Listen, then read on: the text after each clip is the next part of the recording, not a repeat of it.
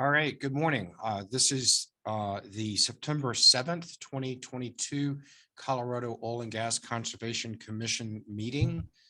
We have a full agenda, so let's roll with the roll call.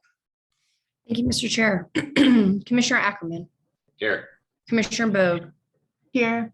Commissioner Cross. Here. Commissioner McGowan. Here. Commissioner Mesner. Here. Commissioner Oath. Commissioner Robbins. Here. Mr. Chair, you have 6 out of 7 commissioners present. Great. Thank you. Good to see everybody this morning. Good to have all of our participants participating with us, 69 so far and counting. We have, as I mentioned, sort of a full agenda. We start with commissioner comments.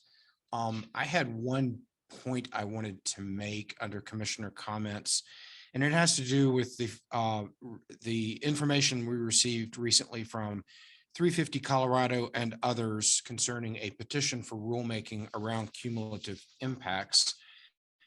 In the press release, they said, quote, "This rulemaking petition from Wild Earth Guardians, 350 Colorado, a number of other folks, follows a, quote, May letter to which the commission never replied," end quote.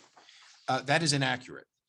We received 2 May letters from these groups, and on May 25th, we heard from Kate Christensen and Contessa Robertson, and we allowed them as much time as necessary to speak to us concerning their letter concerning cumulative impacts. They actually read the entire letter into the record. Myself and Commissioner McGowan provided feedback to both the speakers regarding their letter. Commissioner McGowan, I'll let you speak to this, but you discussed that you were encouraging them, like all stakeholders, to submit this feedback for consideration for the next cumulative impacts report. We also noted that we had created an online portal to receive feedback on the report. And so I just wanted the record to be clear that we did indeed respond to the May letters, plural, that we received. We will also respond in due fashion to the petition. Under the APA and COGCC rules, the commission must consider a petition that for rulemaking that is filed with it. There is not a time frame for such consideration, nor are there any guidelines around the consideration, other than it's up to the commission as to whether to act upon a petition for rulemaking. We will plan on doing that. We are pretty busy this fall, so we will do it as soon as we can find time, but it's probably later in the fall or early winter that we will do the consideration of the petition for rulemaking. So with that clarification, this commissioner is done with commissioner comments. Does any other commissioner have commissioner comments to set the stage? Commissioner McGowan. Thank you, Mr. Chair, and thanks for reminding everybody that we did allow, specifically allow time on the public comment docket for those folks to read their letter to us and for us to respond. And I realized that the response perhaps was informal and maybe that was not as satisfying as they desired, but we do have a process to update our cumulative impacts reporting. And I think many of those questions that they're asking are relevant. And I think that I talked about that last time, and many of those questions are questions that we as commissioners are asking ourselves. I think I would also point out that a lot that's in that letter is now also being discussed at the Environmental Justice Task Force, being overseen by CDPHE.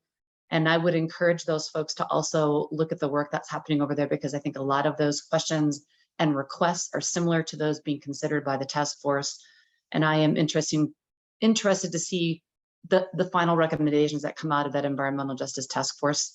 Part of that is a discussion about cumulative impacts and how they're reviewed by state agencies. Yeah, thank you, Commissioner McGowan. I appreciate that. And I think when you mentioned that a lot of the things in the letter are being done at the EJ Task Force, I think it's also true that a lot of things that were spoken to in the petition are part of the EJ Task Force as well. So just want to be clear on that front. Hearings Manager Larson has indicated to me that Ms. Christensen is with us and desires to speak. She did not sign up for public comment, but commissioners, if you're comfortable, I would be happy to recognize Ms. Christensen to allow for further engagement. Are you guys cool with that? Let me see a showing of thumbs up or thumbs down. Okay, so thumbs up. So why don't we elevate Ms. Christensen to the panel? And we will hear from her in an effort to continue engagement with her group. Hi there, good morning.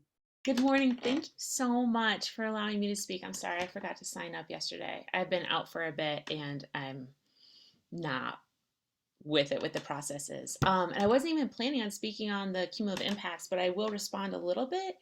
I'm thinking, I do remember us communicating during public comment about the letter. And I think the sense was there was no written comment received. And that's the clarification. So it seems like I don't know if there would have been a response had we not come to public comment. That's speculation though, because we didn't receive any written response. Yeah, okay, and fair enough, and I appreciate Commissioner McGowan having sort of noted that already. I think the point is that there wasn't really much of a written response we could have said. I mean, other than like, we got your letter and we appreciate it, but we felt like we did that orally at the meeting. And of course, now we've received the petition, and as I mentioned, we will act upon it in due regard. Okay, I'm still working through the petition myself, playing catch up. I know that you have a very busy docket today. I was surprised there wasn't any public comment on the agenda. Will there be public comment next Wednesday? Yeah, we allow for opportunity for folks to sign up for public comment for every meeting. And in today's meeting, there was one person that signed up for public comment, Joanne Hackus, but that was specifically for the Keir McGee OGDP. And so that's why there's not like a line item for public comment. Nobody signed up. Okay, well, my comments have to do with more zooming out. So I will save them for next week since we're talking more about the rulemaking. You guys have a really busy agenda. All right, we will see you next week. Make sure you sign up by Tuesday at noon. Okay, will do. Thanks so much. Okay, thank you. Thanks. All right, further commissioner comments? Okay, seeing none, we will move on to the next item on our agenda, which is consent agenda. We have, I believe, 8 pooling matters before us. Does any commissioner have comments or questions concerning consent? Seeing none, do we have a motion to approve consent? So moved. Second.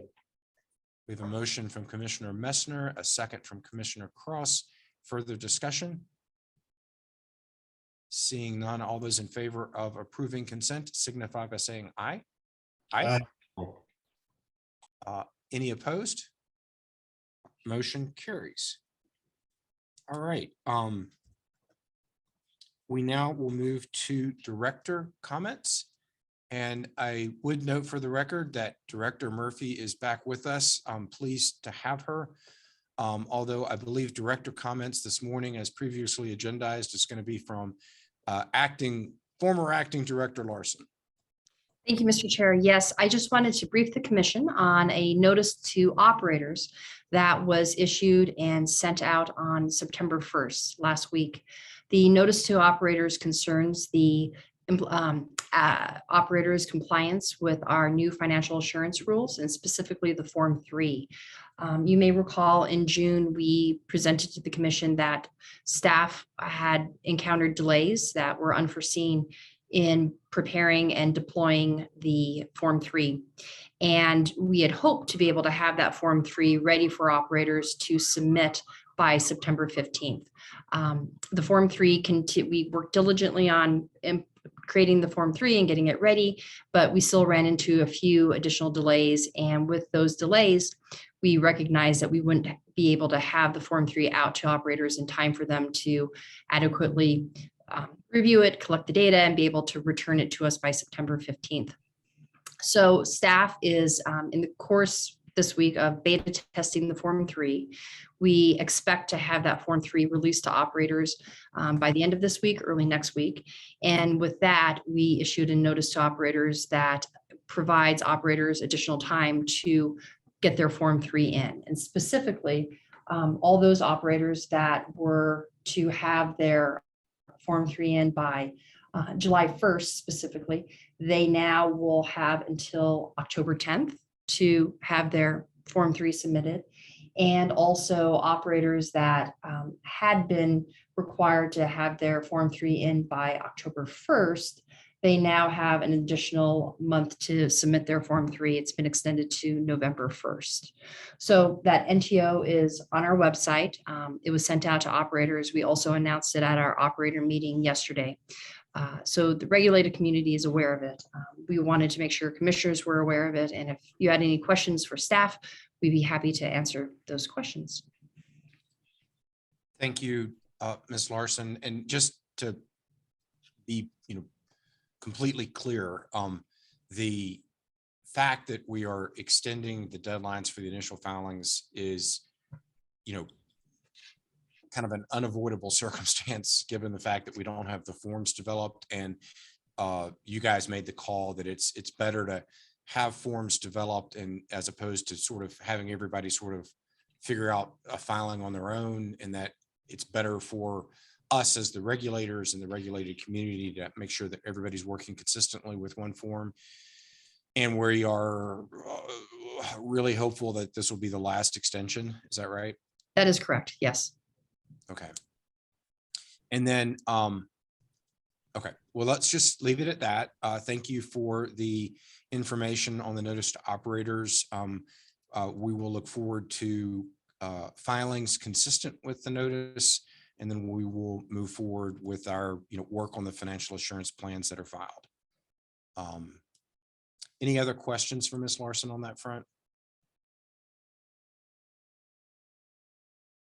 Okay, seeing none, we now will start into our docket. We start with docket 2112-00233 pursuant to order number 1-260.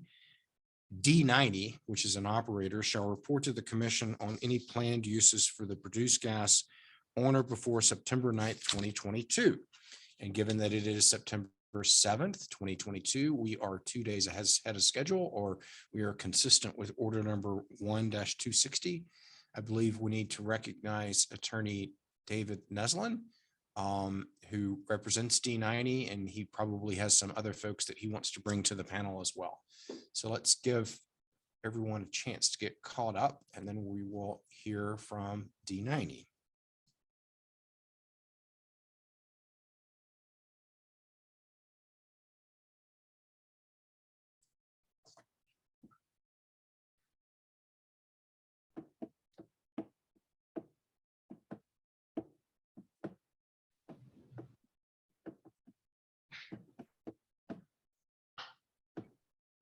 Good morning, commissioners. Good morning, Mr. Neslin. I see yourself, and then a room full of people indicated Annalie Penner. Is that your group that you need? Yes, Commissioner. Do we have, is Jason there? Yes, okay. Chair, we have all of our presenters this morning. I think we're prepared to begin. Very good. The floor is yours. All right, thank you. Good morning, commissioners. I'm Dave Neslin of Davis, Graham & Stubbs Law Firm, appearing on behalf of D90 Energy. With me are Daniel Silverman, Annalie Penner, and Jason Schmidt of D90, or its parent, Fulcrum. I'll be brief.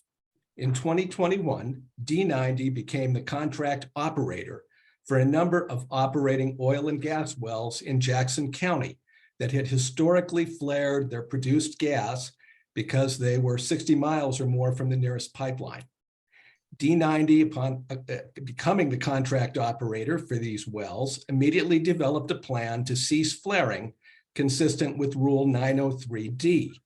The centerpiece of that plan involves installing and permitting a number of on-site generators to use the produced gas for on-site operations and data mining and storage, and permitting an enhanced recovery project to inject produced gas underground to stimulate oil production. Due to permitting delays, D90 sought and received a temporary variance from the Rule 903D flaring limitation while it completes the APCD permitting process for the generators and the COGCC permitting process for the EOR project. The variance was approved in March of this year in order number 1-260. And condition 6 of that order requires D90 to report to you on any planned uses for the produced gas. We're here to provide that report this morning. The next speaker will be Daniel Silverman, the president of D90, who will update you on the further progress that D90 has made over the last 6 months to reduce flaring of the wells. Mr. Silverman will be followed by Jason Schmidt, who will explain how D90's plans for the produced gas have evolved during this period and what they now include. Daniel, why don't you go ahead? Thank you very much, commissioners, and thank you, Dave. Annalie's going to go ahead and get up the presentation. Thank you. So what we thought we'd do today is we do have a couple new commissioners from when we met in March. So I thought if you'd humor me, I'll give you just a real brief review of the situation, why we were looking for a variance, and then I'll focus more on a status of the good work I feel like we've really been able to accomplish since we saw you even in March. And then we're going to go ahead and skip ahead to talk about really long-term, how can we do something even better for this basin than what we're doing right now. So with that, let's start with the first slide, please.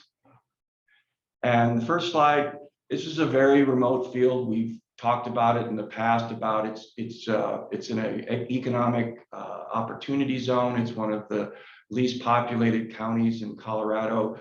You can see that our wells are focused all alongside the road. The idea was when the previous owner, which was Sandridge, and then before that was EE3, was trying to have the smallest footprint as possible. So everything was done with pad drilling as close as possible to State Highway 14 to mitigate as much. We actually have a wildlife mitigation plan in place with the Colorado Parks and Wildlife, working hand in hand with them. But you can see how that gives you an idea of where we are. So when we took over, Sandridge left us with roughly 105,000 MCF per month that was being flared through combustors. Obviously, 100% of the field was being run by purchase power through Mountain Parks, Tri-State, which primarily in this particular region, the electricity comes from the Hayden coal plant. And there was just absolutely no infrastructure like we talked about. It's a very remote county. There's 2 passes you have to cross, one on the south, one on the north, which makes it very difficult.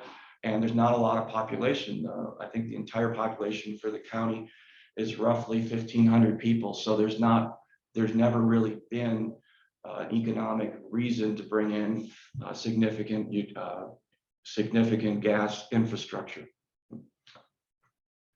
So what we tried to do when we looked at this, we looked at it kind of as a blank slate, is what could we do not only to mitigate the flaring, which was a requirement, but what could we do to make things maybe a little better? And so what we chose to do is the first thing we did is we broke it into 4. We had a 4-pronged approach. We tried to reduce our electricity use. The cornerstone of our project was to get off of the grid. So instead of purchasing coal-fired electricity and waste and just burning the gas on location, the idea was that we would burn the gas through generators that actually have catalysts, emissions control devices, and we would get ourselves off the grid.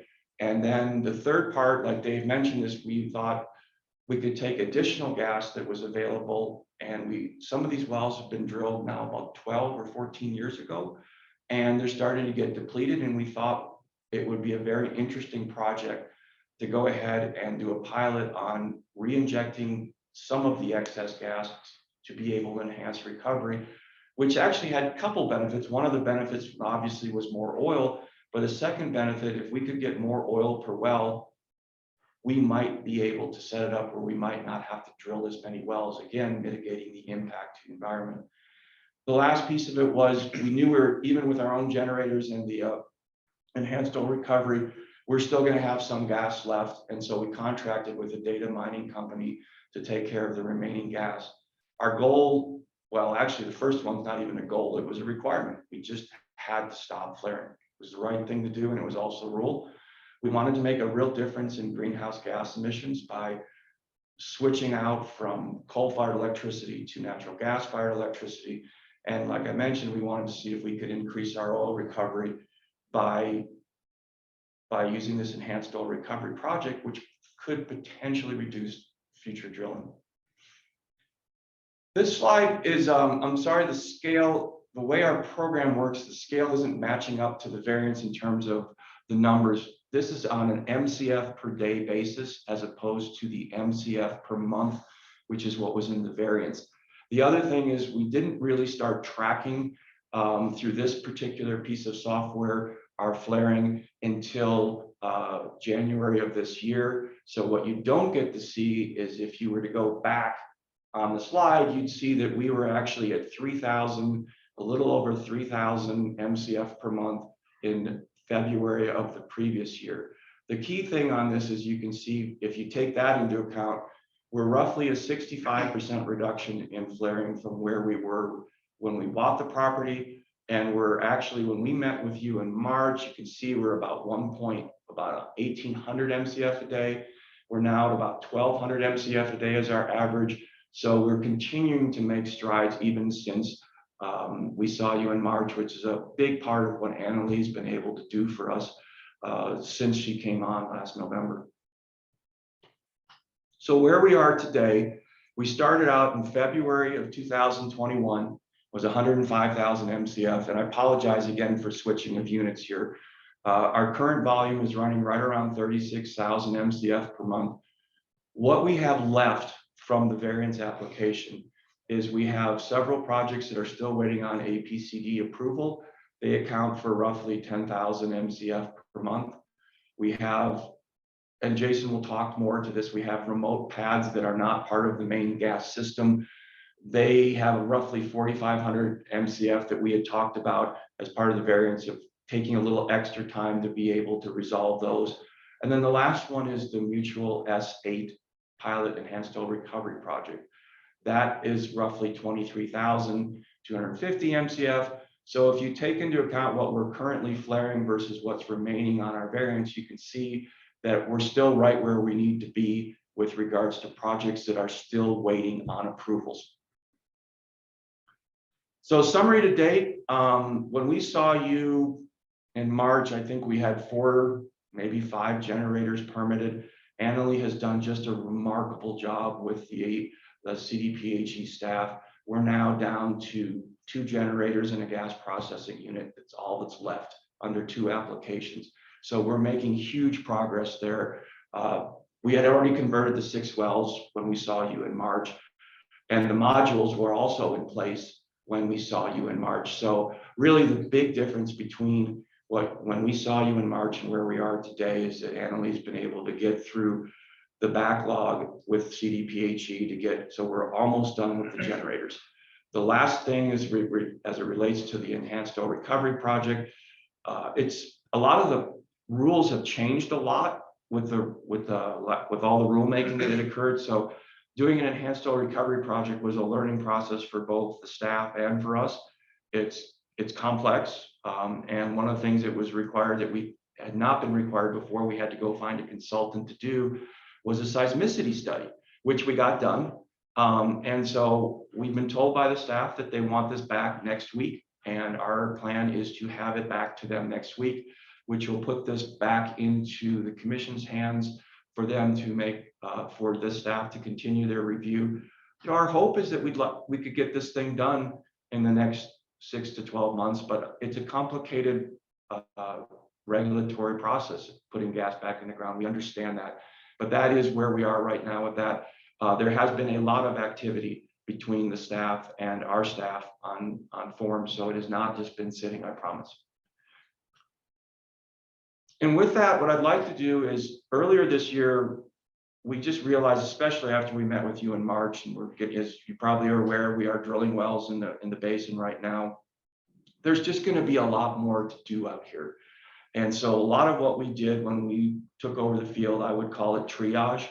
Let's take care of the problems and do it right and make sure that we add value to what we're working on. But coming up with a better solution, something that is going to create real value for Colorado and real value for this asset, was something that we brought Jason in just a few months ago. And it's just mind-boggling how much he's done in 3 months, which has been really impressive. So I'm going to hand it over to him, and he'll just going to walk through where we're going to go forward. Thanks, Daniel. Morning, commissioners. Want to start with a little bit of an overview of the field, just to make sure everybody's on the same page with the way it's set up. The way this asset is put together, there's kind of two main delivery points that most of the gas goes to. The northern area is indicated by the blue dots on that map, and then the southern area is gathered to where those green dots are sites that are tied into that system. And so that's where the bulk of the gas goes. The red dots are kind of remote sites that aren't tied into any pipeline and are separate from those facilities. And so what that really means is that they're probably going to have to be handled in a different way than the large gas volume facilities. We are planning a pipeline to connect those two to try to consolidate that somewhat, but those remote sites will remain remote for some time. So when going through what the solution for this gas handling problem should be, we had a set of requirements that we wanted to address with whatever the solution was.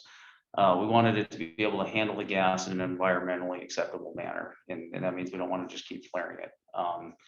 It should have a beneficial use. Energy is expensive everywhere right now, and it's a significant amount of gas that we would rather have go towards making people's lives better or easier somewhere. We don't want it to be something that's going to consume the gas in place unless we absolutely have to. The idea is to get it out of the basin somewhere else where it can be used. And then the other thing is that it should be scalable, where if we have production decline, we can turn it down some amount. If production grows, it should be something that can grow with the production and be able to be a consistent solution set over the life of the asset. And then the one other note, just on some overview, is the solutions we've come up with. We have talked with local government about the city and the county, and they're very supportive of the solution so far.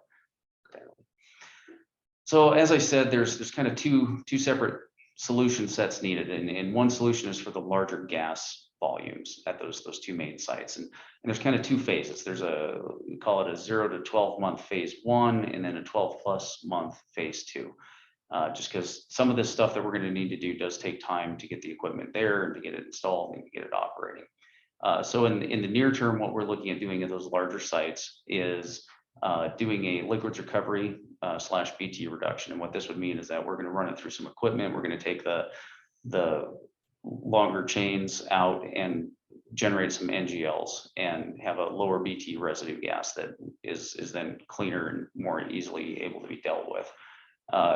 And then there are intensive computing modules, is how we're referring to them, that would be able to be powered by that gas. And it doesn't follow our ideal solution set because it is using it in place, but it is something that we can get there to control the flaring in the amount of time needed to try to get that under control. The other thing we're looking at is taking CNG out of the basin. That's a little bit of a harder push, just trying to find delivery points, but it does allow us to not use it in the basin. And so that's something we're aggressively pursuing as well. And then the 12+ month solution for these larger gas systems is, again, the BT reduction. The equipment that we would be able to get for that, though, would not only recover NGLs, it would also be able to recover condensate, and then also be able to get separate streams of propane and butane, which will be a lot easier to market around the area. And then past that, we are partnering with a group that operates micro LNG plants in various locations around the country. So what we are going to do for these larger sites is basically install a micro LNG plant where we can take this residue gas and convert it to liquefied natural gas and then haul it to a variety of customers around the area. for power generation or heating or whatever the use might be for the market. In a worst case scenario, we can always haul it up to one of the big transport pipelines along I-80 or along I-70 and inject it into that pipe and have it used in that way as well. We're looking at some alternative things to do besides LNG, and there's some promising things out there, but LNG is kind of the most solid option right now. And then the other note is that these larger gas systems, any future development, the intent is to have them tied into this system so that they're going to the same place to minimize the number of remote sites. So now the solution for the remote sites, again, we've got a phase 1 and a phase 2. We're looking at intensive computing modules for the near term. And basically it's something we can get out there. But the plan for these long term is we are going to have to use the gas in place just because we can't transport it. But we're going to take the gas and we're going to generate power. And we're going to use that power to clean some of our produced water. And then we're going to take the remaining power plus the heat generated by that. And we are going to install and operate hydroponic greenhouses on the well pads, way off to the side of the wells, kind of in their own little area. But the idea there is that these things can grow a bunch of different vegetables, edible flowers, that kind of thing. I think up to 50 different types. They can grow culinary mushrooms, and then we can also grow livestock fodder with them. So the intent here is that we'd be able to take our stranded gas and convert it to food that can be used within the region. We can generate fodder for cattle that can be used to help ranchers through the winter or any other time that they might have a drought during the summer where they can't get feed. We can hopefully supplement. And then mushrooms for restaurants in the area, maybe some of the supplement stuff you can do. There's a lot of things you can do with the mushrooms. And so that's kind of the idea there. And the other bright spot about this is that it's not oil and gas. I mean, it's related to oil and gas, but these are jobs that are not oil and gas jobs for Jackson County to diversify their economy to some degree. And this is just a little more on the hydroponic greenhouses. This is some pictures from the inside of a couple of them. And we kind of talked about a lot of this, but this is really what it looks like. The one on the lower left is the one that grows the fodder for the cattle. The one on the lower right is vegetable growth. And then the upper right is some of the mushrooms that they grow there. They can grow all kinds of them in there. So it should be a pretty interesting project. Yeah, and we have been discussing this with Jackson County and the local stakeholders. We've had pretty regular meetings with them since the variance was issued, and they've been very supportive of all of our efforts in these regards. To develop this asset and to try to mitigate our flare volumes, and they're pretty excited about the long-term job creation potential here.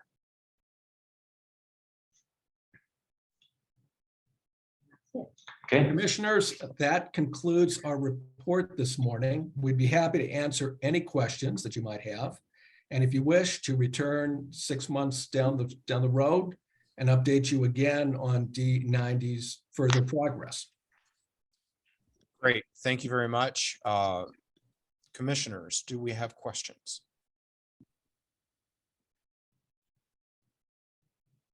Commissioner Ackerman? Thank you, Chair Robbins, and thank you to the team for that report. I really appreciate the background review since I'm one of the new commissioners that you mentioned, and appreciate the thoroughness of that. Also appreciate your creativity in solving this issue out there and the work that you've done so far. I just had one question, and if you mentioned it and I missed it, I apologize, but do you have a timeline estimated for reaching your goal of 100% capture? It's still a fluid target, Commissioner, due to the timing of the regulatory applications that we have. So I think that our goal is from the regulatory side, it looks like we're probably, Annalee, maybe you could speak to where we are in the last 3 permits on the timing for that. But the enhanced oil recovery, from what we understand, Commissioner, it's a long process. It's complicated, I guess, from a lot of different angles, also from the UIC, the Underground Injection Commission also. So my hope is that this is going to be a 6 to 12 month on the, at least that last piece of it, the enhanced oil recovery. But what I'd like to bring up is that we feel like with what Jason's working on right now and he's been able to put in place, we may actually be in a position where we won't actually have to flare any gas when all of these modules and everything are in place, even while we're waiting on it. So I think it's kind of a two-pronged approach that, yes, it may take another year on that 23,000 MCF a month related to the enhanced oil recovery, but we think that we have a process in place that might be able to take care of that in the meantime. So if you could talk to where we are on the two permits that are still pending, and then if you could talk a little bit about the ability to take on the excess gas, I think that would be really helpful. Good morning, Commissioners. I'm Annalee Penner, and when it comes to the CDPG approvals, we are unfortunately tied up in the air dispersion modeling determinations. If the division deems that our locations on these last two permits have to conduct air dispersion modeling, we are looking at a minimum of 1 year before we receive those approvals. If they deem that we do not, I'm hopeful we will receive our approved permits by the end of the year. I'm hoping we will get a determination within the next month or so. We have submitted that to the division already. It's just in queue. They're getting an influx of determinations at this moment in time. And on the other solutions, our kind of general target date is on those remote sites, being able to have the greenhouse stuff up and running in about 6 months, just because that's kind of the quoted time for how long it's going to take to build them. And then the LNG plant is about a year, maybe, kind of 14 months ish is kind of what we're hearing. And there's a little bit of that's a little bit of a moving target. I hate to sound like Walmart and Best Buy and everybody else, but with the supply chain the way it is in the world right now, some of that stuff moves around depending on the day you ask it. So but that's kind of the general time frame we're looking at there. And then we are trying to get those computing modules in sooner, and we're hoping that can have the remote sites at least maybe contained in the next couple of months as we're able to move those in out there. Thank you for those responses, and thank you for your significant efforts to properly utilize this resource and to take care of this issue. I certainly will defer to the chair, but I would have some interest in a follow-up report to see further progress. Agreed.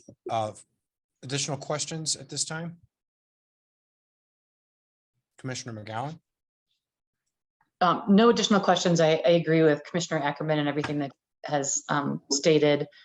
I am interested in when we revisit in 6 months, and particularly the greenhouse pilot, because I think we have some small operators who were stranded by a midstream operator, and this might be a really creative way for them to be able to solve their flaring issues and venting. And so it's super creative, and if it actually works, I think it's something that we could point out as a best practice for some other operators who are facing some difficulties, similar difficulties. And so I'm very interested to see how that turns out. Commissioner Cross? And again, no questions on my end. I just want to, again, thank you guys for your presentation today and for your hard work. I know that you purchased these assets at a time where there was some volatility with respect to the regulations, and the steps you're taking, I agree, are they're creative and helpful. And I like that it's not just an effort to merely meet the regulations, but also to try and improve things, both on your end, the environmental end, and for Jackson County.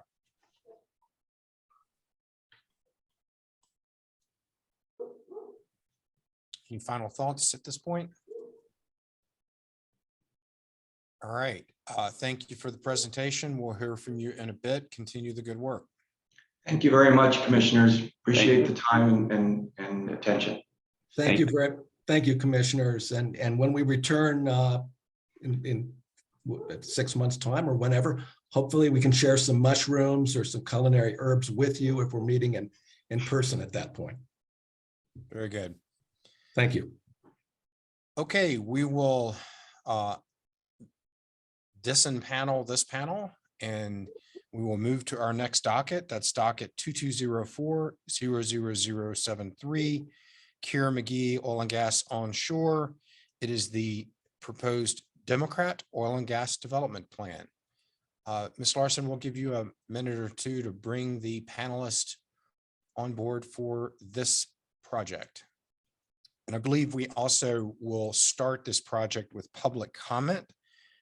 And the one person that signed up for public comment is Joanne Hackus. So let's bring Ms. Hackus to the panel if she's available to start. Good morning. Good morning. You want to start with me? We will, if you're okay with it, we'll start with you. You're recognized. Okay, thank you.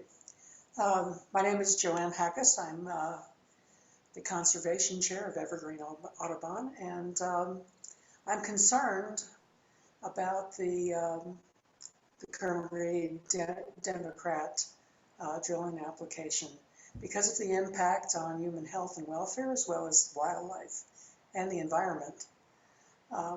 This complex is a case in point of really what I think is an inadequate analysis and reporting, both by Kerr-McGee and by COGCC.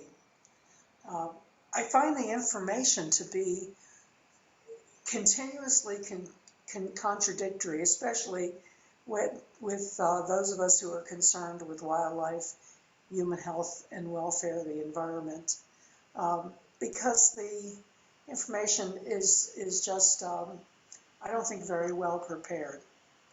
In one instance, for example, a residential business unit is stated that is within 2,000 feet of a well pad. Later, we learn in that same application, there are 9 residential business units within 2,000 feet. Later again, we have 22 within a mile. In another page, we've learned that 22 has now become 27. We wonder if the houses have been moved along this way. At the Swartz site, there are 3 residential building units within 500 to 1,000 feet, 6 within 2,000. There's no conformed consent agreements. 1 mile from the site, we have a high occupancy building, a school, a child care center, all in a disproportionately impacted community. We know that people, especially children, are really negatively impacted when they're within 6 miles of a site with increased instances of diseases like leukemia. At one point, we learned that Kerr-McGee intends to use over 7.5 million barrels of water during the drilling, but we're not provided with any information about where that water is coming from. Most of it, of course, not recycled. We learn later on that there's a different number of barrels of water, but we again know nothing about the source. We have 1 or possibly 2 bald eagle nests and a winter roost. Sometimes there are 2 active nests at 832 feet and 2152 feet, respectively. Later, those nests have moved themselves to 4,490 feet and 2,405 feet. The eagles seem to really be moving around.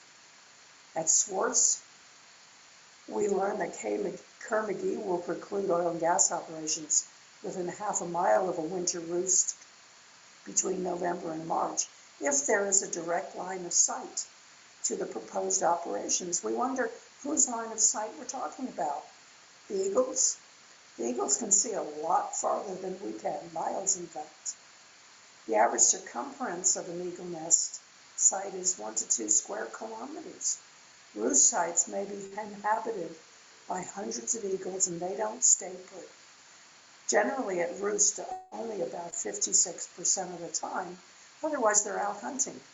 These roosts and eagle nest sites are really within dangerous proximity to the well complex.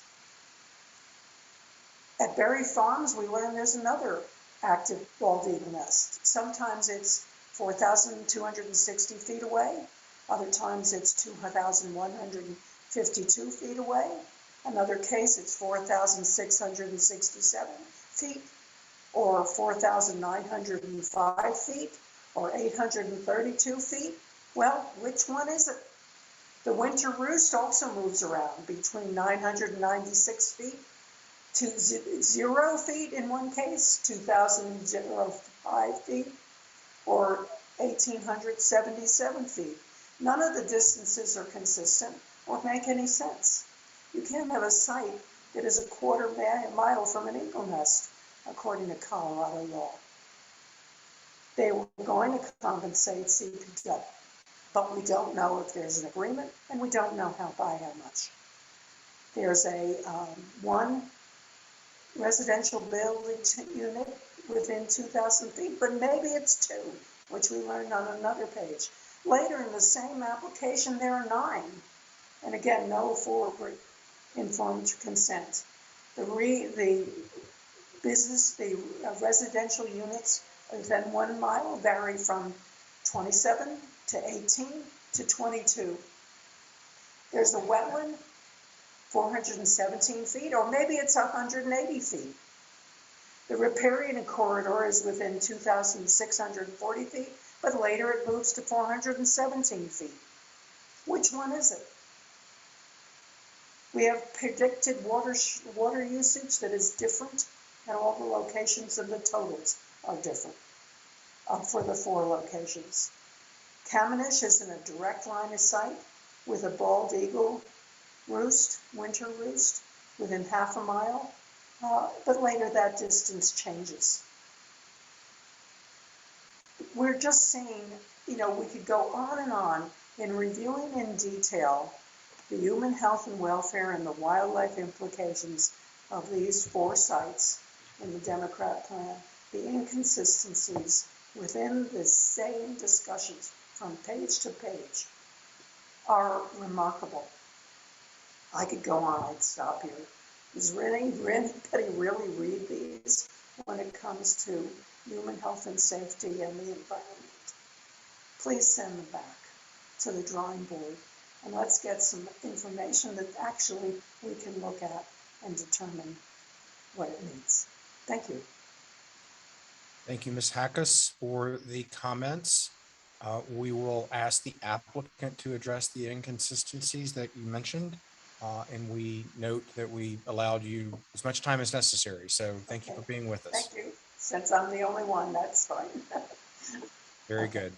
All right, I believe next up on this docket is a representative from Weld County. I'm not sure if it's there's Mr. Maxey. Good morning. Good morning, Chair Robbins. Good morning, commissioners and staff and everybody else on the call. Thank you for, as always, for a few minutes for the opportunity to speak regarding this docket item in front of you and Weld County's part in the process as a whole. So really appreciate that. As you all know, there are 4 locations within this Democrat OGDP. There's the Berry Farms well pad, the Berry Farms production facility, and then the Kamenish and Swartz locations. 2A comments for all 4 locations were submitted from Weld County to the COGCC on June 28th, 22. Going back in time, on October 11th, 2021, last year, the Oil and Gas Energy Department of Weld County held pre-application meetings for all 4 of these locations on the same day. Attendees to that pre-application meeting included Weld County staff, along with the COGCC and CPW representatives. Now, the applications were received not all at one time. So the Swartz application was received by Weld County on March 23rd of 2022. The Berry Farms well pad was April 8th. The Kamenish location was April 20th, and the Berry Farms production facility was April 25th. Throughout the entire Weld County process, we did not receive any public comments or applications for interventions for any of the 4 locations included within the OGDP in front of you all. We held 2 hearings for these locations, so we were not able to do all 4 on one day. They were split up. So the Berry Farms well pad and production facility, that hearing was held on June 9th, 22. and the Kamenich and Swartz hearing was held on June 30th, 22. All four 1041 WOGLAs were approved by the Weld County hearing officer. Final orders were issued, which included certain BMPs, development standards, and conditions of approval, which are protective of the health, safety, security, and general welfare of the present and future residents of Weld County, while also considering and protecting both the environment and wildlife. All final orders were recorded with the Weld County Clerk and Recorder following the issuance of the final orders. And Weld County does support approval of the Democrat OGDP, which is in front of you today, and includes the four locations that I just mentioned. So thank you for a few minutes to kind of summarize the Weld County process and to lay out some of the dates that we had noted for you all. But if you have any questions, happy to answer those if I can. And if not, I thank you for your time. Thank you, Mr. Maxey, for being here and presenting to us.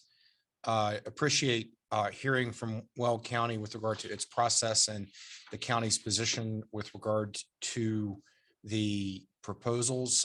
That is part and parcel of our application process.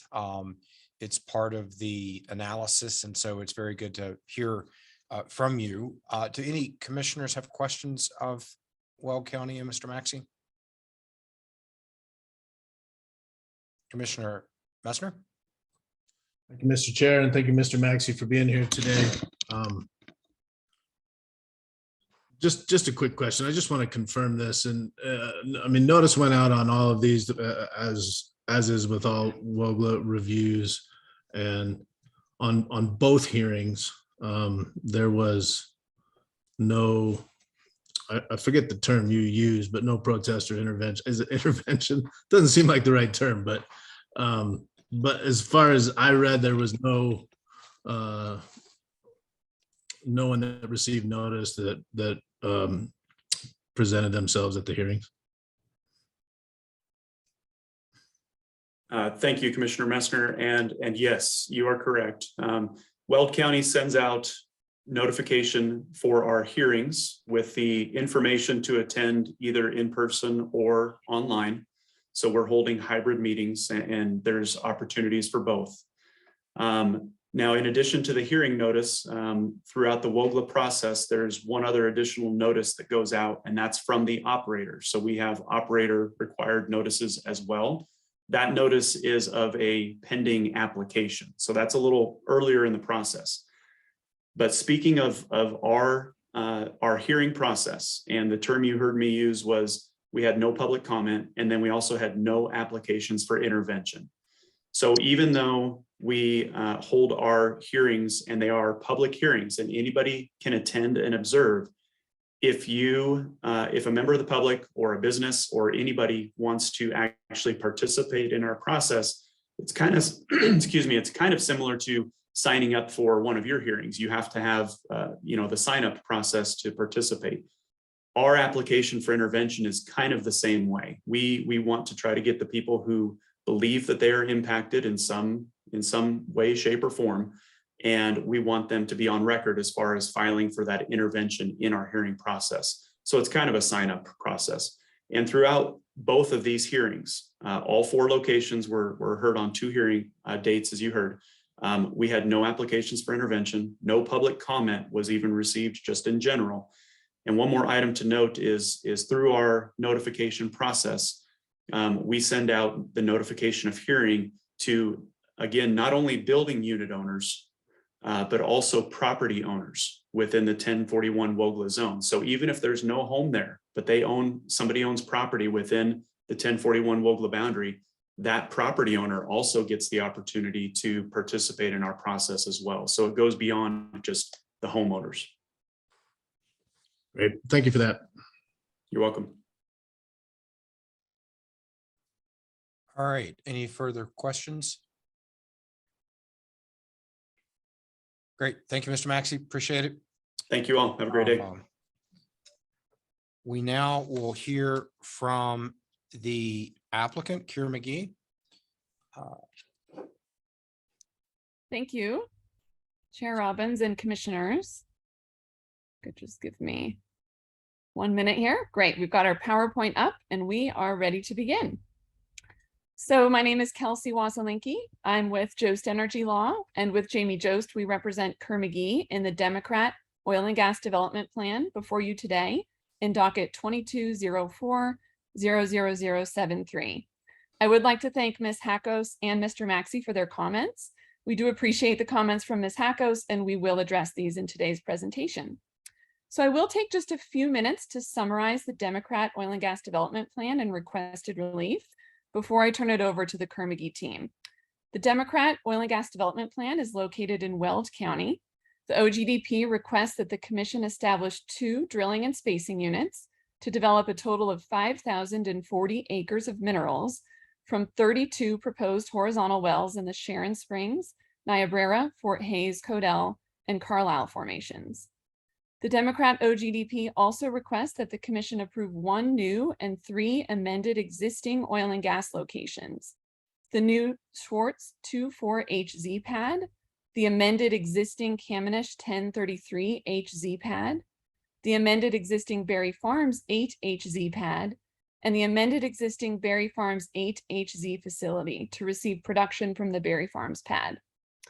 As you heard, Weld County approved the WOGLA permits for the Schwartz, Kamenish, and Berry Farms locations in June and July of 2022. And the Democrat OGDP before you today results from significant consultation and engagement with Weld County, CDPHE, CPW, COGCC staff, and the surrounding surface owners and residents. Kerr-McGee has been very intentional in incorporating feedback from these agencies and residents, including feedback from prior OGDPs that you have deliberated. This OGDP falls under Rule 604B4, as there are a total of 13 residential building units within 2,000 feet of the 4 locations. As you will hear in Kerr-McGee's presentation today, Kerr-McGee has committed to significant avoidance, minimization, and mitigation measures on each of the 4 locations, and has provided substantial opportunities for residential building unit owners and tenants to engage in this permitting process. 8 of the 13 residential building unit owners and tenants have executed informed consents, and Kerr-McGee has conducted several outreach efforts to the community with positive results. Kerr-McGee will also describe its detailed alternative location analysis and why the preferred locations will successfully avoid potential impacts to human, environmental, and wildlife receptors while minimizing surface disturbance. In addition, Kerr-McGee will describe its consultation with CPW on the 2 locations that fall in defined high priority habitat and the avoidance measures that Kerr-McGee has committed to protect these habitats. Further, Kerr-McGee will describe its commitments to plugging and abandonment operations and the removal of facilities in the surrounding area, which will result in Kerr-McGee reclaiming 73 more acres than the project will disturb. And finally, Kerr-McGee has complied with all notice requirements for the Democrat OGDP. No public comments were received and no formal petitions were filed. I'll turn it over now to Tracy Calling, a regulatory advisor with Kerr-McGee, to continue the presentation.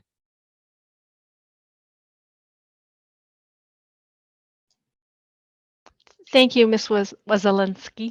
Good morning, Chairman Robbins and members of the Commission. My name is Tracy Calling, and I'm a regulatory advisor at Kerr-McGee Oil and Gas Onshore LP, a subsidiary of Oxy USA Inc. Thank you for having us here this morning and listening to our presentation. This presentation will be handled by several members of this Oxy team, including myself, Sam Samet, Chad Schlichtmeyer, and Margaret Hess. As you've already heard, we are supported by Kelsey Wasalinki from Jost Energy Law, as well as we normally do, a large group of Oxy subject matter experts that will be available to answer questions after the presentation. As you can see here is our outline for this presentation. We have a lot to cover, so let's go ahead and get started. As most of you are familiar with us, but let me go ahead and point out that we have been operating in the DJ Basin for over 30 years. In the past 5 years, we have drilled over 1,000 horizontal wells, and we have plugged over 2,500 wells. We also have achieved 0 routine flaring in our DJ operations. CAMOG implements industry-leading BMPs, including our Integrated Operations Center, IOC. That was next slide. Thank you. CAMOG implements industry-leading BMPs, including our Integrated Operations Center, or IOC, our water on demand system, or WOD, and our oil tankless facility design. And we are proud to have the lowest emissions inventory intensity of any operator in the DJ Basin. Next slide. Here's just another visualization of the surface location. It shows our locations and the proposed drilling direction. I would like to point out here that we do have executed service use agreements on all these locations, on all 4 locations. Next slide. Here is a general overview of the permitting timeline. Noteworthy here is that there were no petitions filed on this application. Next slide. Now we will walk through the 604B4 rule standards A through G. Substantial, this slide basically is showing you the statement of basis and purpose. We provide this, we won't really speak to this, but we provide this for your reference and convenience. Next slide. And next slide. Substantial equivalence. As you can see in this table, we have tried to summarize the BMPs that we will be utilizing for each of the criteria and how they will be used to avoid, minimize, and mitigate operational impacts to achieve substantial equivalence. We are happy to provide more detail on this chart if you have questions at the end of the presentation. Next slide. And this is more of the same. And next slide. Here's the very first category under the rules 604B4 is the director's recommendation. Kerr-McGee has received the director's recommendation for approval of this application by the commission. And now I'll pass the presentation over to Mr. Samet. Next slide. Thank you, Mrs. Calling. My name is Sam Samet. I'm a senior regulatory analyst with Kerr-McGee Oil and Gas Onshore LP. 604B4.1 concerns geology, technology, and topography. And this category really focuses on how the location design and any land best management practices and preferred control technologies avoid, minimize, and mitigate adverse impacts considering these 3 factors. As far as geology is concerned, the siting of these locations was impacted by the presence of the Longmont Fault, depicted there by the sharp increase in depth to top of surface that you see on the right-hand side of the screen. KMOG uses rigs that are powered by compressed natural gas, and our rigs have sound reduction upgrades and large walk-in capabilities allow us to drill more wells on each pad to minimize the surface disturbance. So we'll use up to 3-mile-long laterals with up to 3,450-foot step-outs to reach these minerals. KMOG uses quiet completions fleet technology with containerized sand and proppant delivery systems. During flowback, we use a closed loop system that takes gas to a gathering line rather than venting or burning. Our tank facility design uses pipelines instead of trucks to transport oil to a central processing facility. And our IOC provides real-time monitoring 24 hours a day, 7 days a week.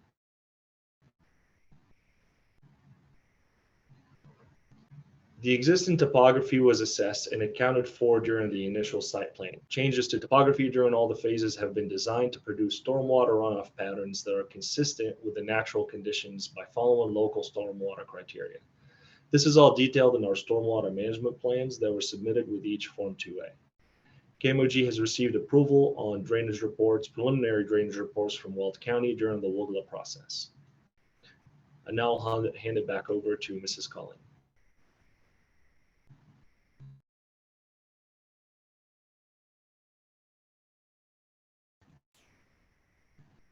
Mrs. Calling, I think you're on mute. I was doing awesome. So let me do that again. Within the second substantial equivalent criteria for Rule 604B4, B, double I are the location of receptors. Next slide. The camera's location is shown here in the map on the left, with a 2,000-foot buffer from working pad surface, shown in the blue line. There is one residential building unit to the southeast within this buffer. The Schwartz location is shown on the map in the middle. It has 9 residential building units. We have obtained 5 informed consents for these locations, and they are shown with the blue labels. Berry Farms is on the right. On this map, we show 2 2,000-foot buffer lines. One is for the facility pad and one is for the well pad. The northwestern buffer area is for the Berry Farms facility pad, with just 2 RBUs. Kerr-McGee has obtained 3 informed consents for this location. One is for the residential building unit directly north, and the other 2 are for the same location to the northeast, one for the tenant renting the home and one for the property owner. The Ms. southern Conley, buffer, yes, Can I ask a quick question? absolutely. Under the Schwartz pad, you say surface owner RBU equals 1. Can you explain what that means? Mm, Does that mean that Well, you have a surface use what agreement? it means that one of the RBUs that are listed there is the surface owner, and it's the one that's circled, that the arrow is circling. Okay, and so that's one of the 5 informed consents. That's correct. Okay, thank you. You bet. So let's see where I was. So on the northwest buffer, so I was talking about the southwest buffer is for the well pad on Berry Farms, that map on the right. It has 3 RBUs. 2 of them are to the north, and those both have informed consents, and the third is the RBU to the south. Next slide. Are there any other questions on that last one before we go past that? Yeah, Commissioner McGowan has a question. Yes. Thank you, Mr. Chair. I just want to reiterate that all of these RBUs have been visited by Kerr-McGee, and you've had conversations about the this permit process and the request and what you're planning on doing. Yeah, Commissioner McGowan, we have met with each one of those in, let me see, has it been in person? I have Margaret Hess, who will be doing kind of a portion of this presentation a little further down, and she has all the information on that. If that's okay, we can wait until she's there, but we have reached out to everybody several times. Okay, Thank you. Thank you. Sure. So slide number 20, there we go. Here's the rule for the second criteria, which is phases of operation. Next. Here you see our estimated phases of operation, which take into account seasonal timing stipulations for wildlife protection. Generally, we begin construction with the Berry Farms. We're hoping to start this fall with approval of this application, followed by the Schwartz and Kamenish next year. Next slide. Relative to the intensity of our operations, which is the next criteria, we will be disturbing just over 43 acres for all 4 locations, and that will be then reduced down during interim reclamation to about 10.7 acres. We have been able to decrease the duration of our operations through the improved technologies listed here. Also, by amending an existing location, at the Berry Farms, and consolidating the existing facility with a new facility, this will decrease the intensity of operations for this particular location as well. Next slide. The third category of the 604B4 rules pertains to local government disposition. Next. As you heard from Jason Maxey earlier, all 4 locations have gone through a very robust 1041 WOGLA process, and all were approved earlier this year. Next slide. This will be covered by Mr. Samet, and I'll go ahead and pass the presentation back over. This relates to alternative location analysis. Sam? Thank you. The fourth category of information is relevant to determining substantial equivalence is the analysis of all potential alternative locations from which these targeted minerals can be accessed. This slide shows the density of residential building units around the mineral development area and the surface locations that KMOG assessed. As you can see, the red shaded areas show the 500, 1,000, and 2,000 foot buffer areas around each residential building unit. As you'll see in the next slides, that white space is the area where most of the high priority habitat is, so it comes with its own restrictions as well. This aerial combines the residential building unit data with the high priority habitat data and the floodplain data. As you can see, there's the St. Vrain River running north-south and the various types of floodplains that come with that. There's also a bald eagle buffer areas that are also present here, further restricting access to perfect surface locations to target these minerals. I'll now hand it over back to Mrs. Culling to walk you through the alternative location analysis of the Kamenish pad specifically. Thank you. So we've put this summary of the 7 alternative locations for the Kamanish pad. As you can see on this map, they are grouped into 2 overall categories. Those that have surface constraints that prevent us from using, these have gray boxes with numbers, and those that have additional impacts, those are gold. The green is the preferred location. To start with, locations 3 through 6 are locations that KMOG cannot secure a surface use agreement. In addition, there are other items within Rule 304B that make these alternatives less desirable. For instance, Alternative 6 is within the floodplain and high priority habitat. Locations 1 and 2 are within 2,000 feet of 4 and 6 residential building units, respectively, substantially more than the preferred location with 1. Locations 1 and 5 would have longer haul routes that would impact residential building units. Additionally, location 5's haul route passes through and into high priority habitat. Alternatives 2, 3, 4, and 6 are immediately upgradient of NWI, National Wetland Inventory mapped wetlands. The preferred location, as shown on this map in green, has 1 residential building unit. It is located within high priority habitat for mule deer migratory corridor, which has been addressed through best management practices mitigation, including agreed to seasonal timing stipulations, as well as implementing a sound wall as recommended by CPW. Lastly, this location is an amended existing location with an existing well that will be plugged and abandoned upon the successful drilling and completions of these proposed wells. For these reasons, this location is the most protective to capture mineral acreage and minimize surface disturbance. Now, Mr. Samet will go through the Schwartz alternatives. I'm going to walk you through the process that KMOG considered when analyzing the area for potential locations for the Schwartz pad. As you can see on the little aerial, the area shaded in red is within 2,000 feet of residential building units. And really, there's no feasible way to develop these minerals without being outside of the 2,000 foot buffer of some residential building units. The area in section 5 that is shaded in red is the location of KMOG's Schlegel pad. So it's being utilized already for an oil and gas location with an approved permit.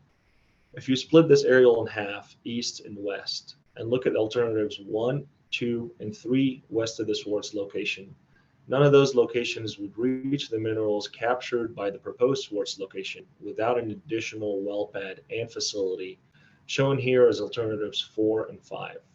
The alternative labeled 1 directly west of the Schwartz location includes 8 residential building units within 2,000 feet.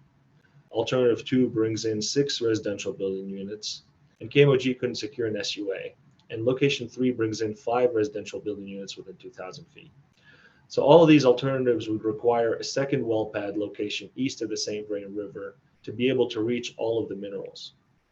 KMOG assessed alternatives on the east of the St. Vrain River area, as shown here by alternative 4, which is in high priority habitat and the floodplain, and alternative 5, which is within 2,000 feet of 5 additional building unit owners. Simply, the Schwartz location happens to be perfectly in the middle of the mineral development area to allow the extra long 3-mile laterals to reach all of the minerals with the least number of well pads and facilities, the least total number of residential building units impacted, and with a suite of mitigation best management practices to protect wildlife. And now I'll hand it back over to Mrs. Colling. Here's the alternative locations we considered for the Berry Farms location. As previously mentioned, the Berry Farms has an amended existing facility, replacing an existing facility that was built in 2014 that currently serves 5 existing wells. The new facility will combine the production from the 5 existing wells and the 8 proposed wells. KMOG is proposing to amend the existing facility versus leaving that facility and adding a whole second new facility. By doing this, the facility will increase in size by approximately 20%, about 1/3 of an acre. This consolidation reduces impacts to receptors and overall surface disturbance. When considering alternative locations for the well pad, it is important to keep this consolidation of facilities in mind, since the location of the well pad will determine if the consolidation of the facilities is possible. So let's get started. So locations 1 through 4 are locations that Kerr-McGee cannot secure a surface use agreement for. The other items that we'll review criteria for 304B 2B that make these alternatives less desirable include things such as on location 2 and 3 are high priority habitats, as well as in the center of the mineral development area, requiring twice as many wells and a larger facility, which will create a larger disturbance area since it has to drill in 2 directions. Locations 4 and 5 are within the floodplain. Location 6 is within mapped wetlands and directly adjacent to a freshwater pond. The preferred well pad location has 3 residential building units. And as I previously mentioned, 2 of these have informed consents. The well pad is an existing amended location, also with 1 existing well that will be P&A'd prior to the beginning of construction.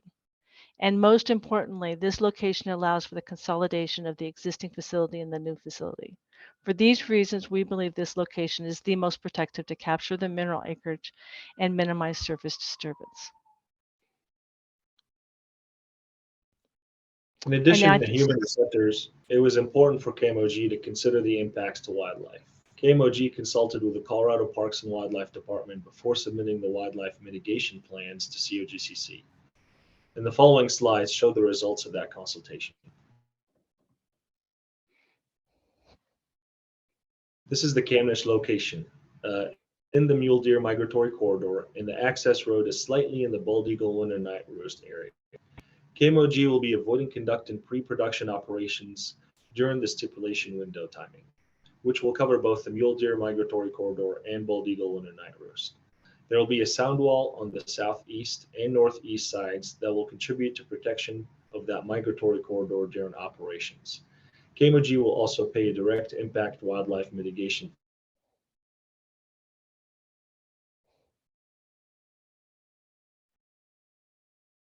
For the Swartz location that's in the mule deer migratory corridor and in the bald eagle winter night roost area, COGCC will be avoiding conducting pre-production operations during the seasonal stipulation windows.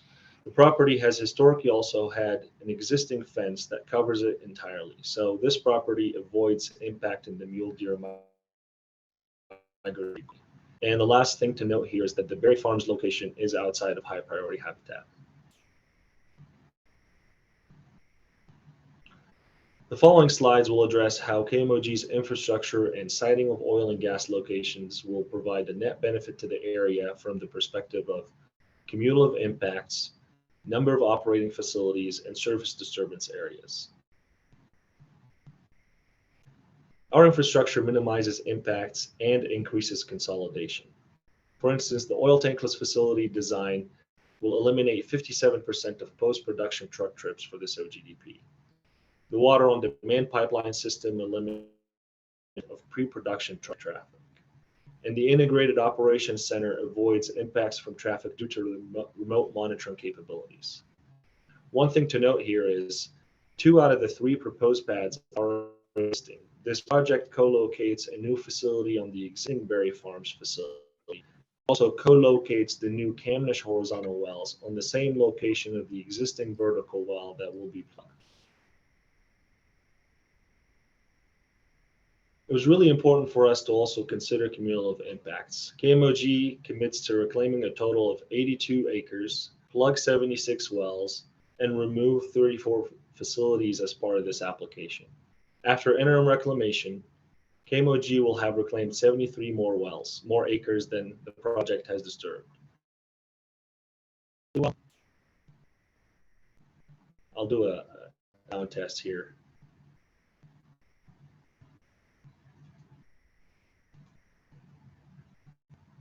Let's maybe figure that out before I keep going.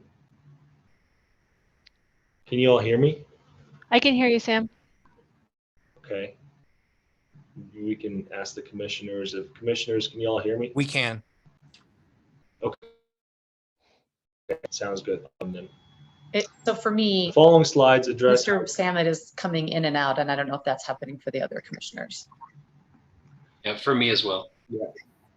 I think it might be an internet issue. If I'm not very hearable at some point, I could repeat as well. So. All be right, happy we'll to just do keep that. track.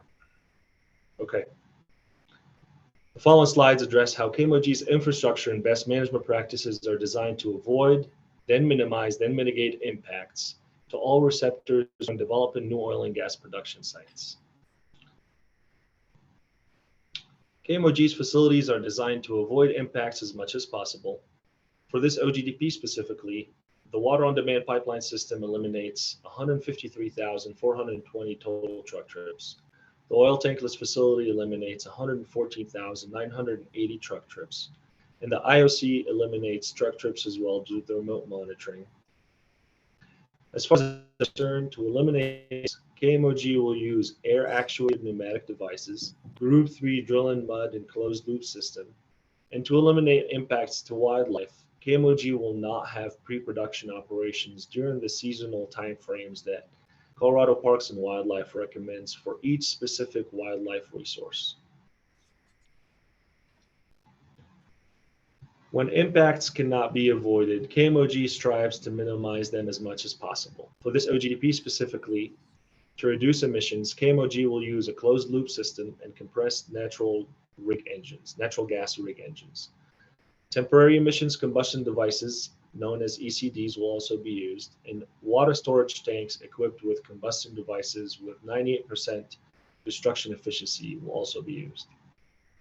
To reduce noise, KMOG will use a rig with sound upgrade capabilities and a quiet completions fleet. Slide 40. KMOG will also mitigate impacts whenever reduction is not an option. We've put together customized mitigation plans specifically for this OGDP, considering the receptors in the area.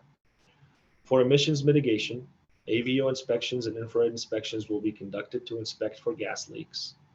To mitigate sound impacts of all the pads, we'll have walls strategically located to mitigate noise from pre-production operations while committing to continuous sound monitoring at the same time. To mitigate impacts from light, KMOG commits to angling light away from surrounding residential building units, utilizing LED lighting to reduce sky glow as well.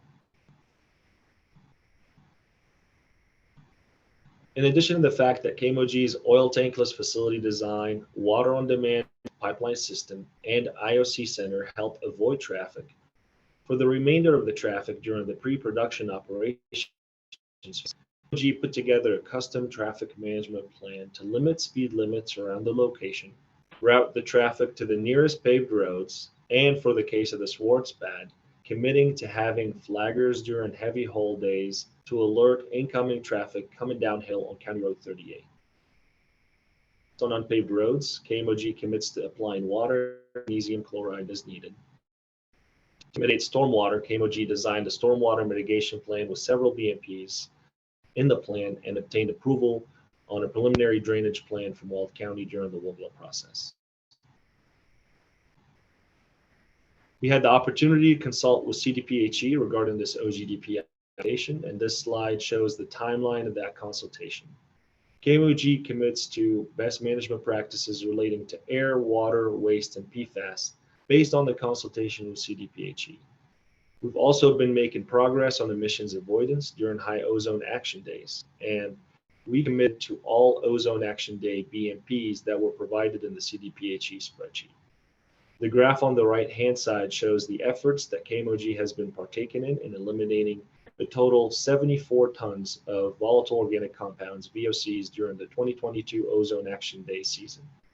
KMOG employees were often encouraged to work from home and avoid commuting to the office during Ozone Action Days.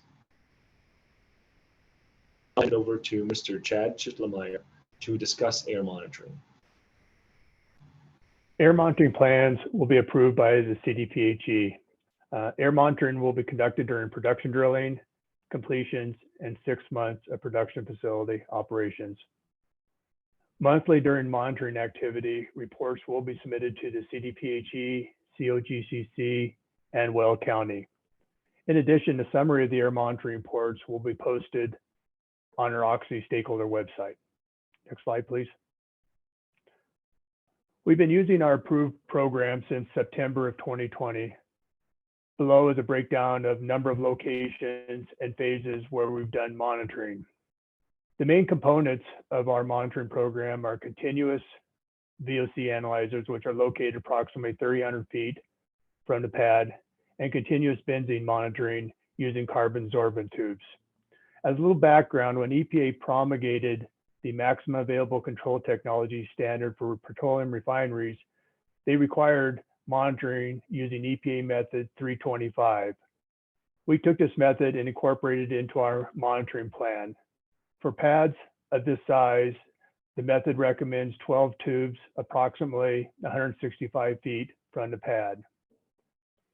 Our plan has 3 investigation levels. These are based on historical data and are protective of public health, but are an indication of an event that requires an investigation or a potential follow-up actions. All of our monitoring is done by a third-party consultant. The figure on the right here shows the approved monitoring layout for the Berry Farms pad. The blue circles are locations for carbon sorbent tubes, and the tan circles are locations for continuous VOC analyzers with carbon sorbent tubes.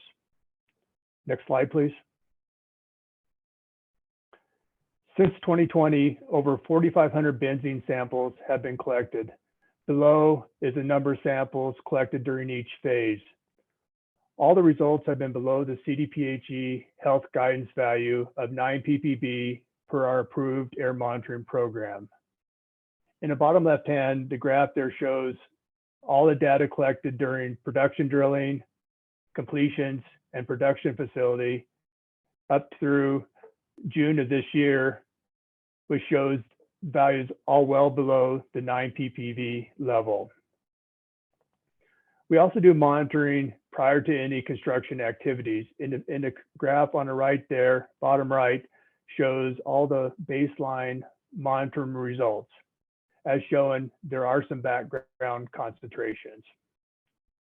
Next slide, please. Below shows the nearest distance to the RBUs for each pad. Operations at these locations will be similar to operations where we've conducted air monitoring in the past. So historical monitoring data is representative of operations at these pads. In addition, the BMP commitments may potentially lower emissions further. As mentioned, we've collected almost 4,500 benzene air samples, all well below the HGV.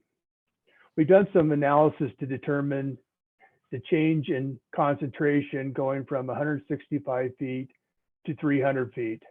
Based on some limited data that we're seeing approximately a 20% drop in concentration when you go from 165 feet to 300 feet.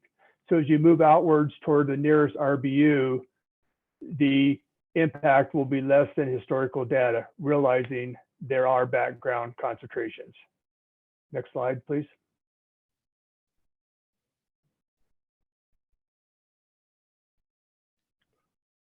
Good morning. I'll turn it over to.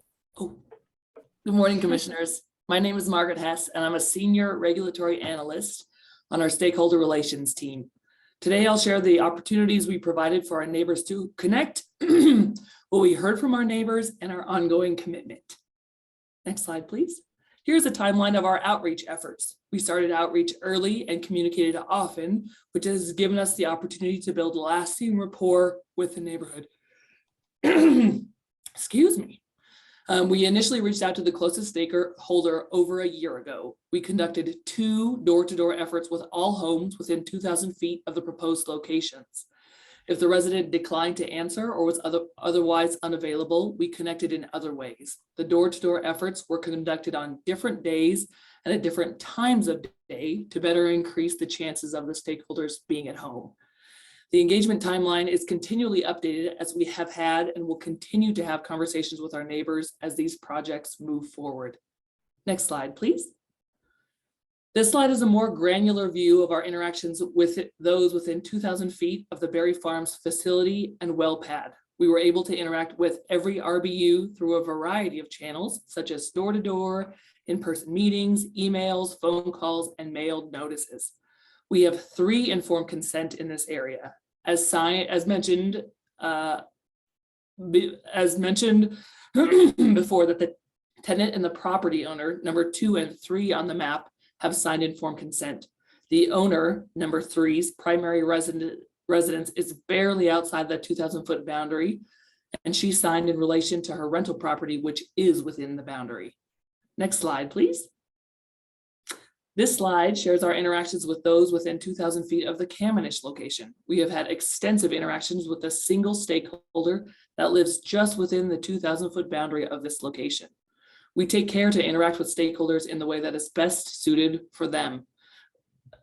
We make special accommodations to authentically connect with each stakeholder situation, be that using a translator, meeting in person when there is a technology gap, as was the case here, and involving other members of the family. Next slide, please. This slide shows our interactions with those within 2,000 feet of the Schwartz location. We have over 50% of RBUs signing informed consent. Please note that all RBUs within 2,000 feet of all locations received the completeness notice. Next slide, please. The community has and continues to share their feedback throughout our outreach process. Concerning traffic, stakeholders were interested in the haul route and traffic counts associated with this location, regardless of their home's location relation into the proposed haul route. In addition to our BMPs, which reduce truck traffic, we have worked with Weld County to utilize the most efficient haul route, as shown here on the right, that best avoids homes, as well as committed to flaggers on heavy traffic days. No, as far as noise is concerned, our neighbors asked about potential sound impacts and what they can expect.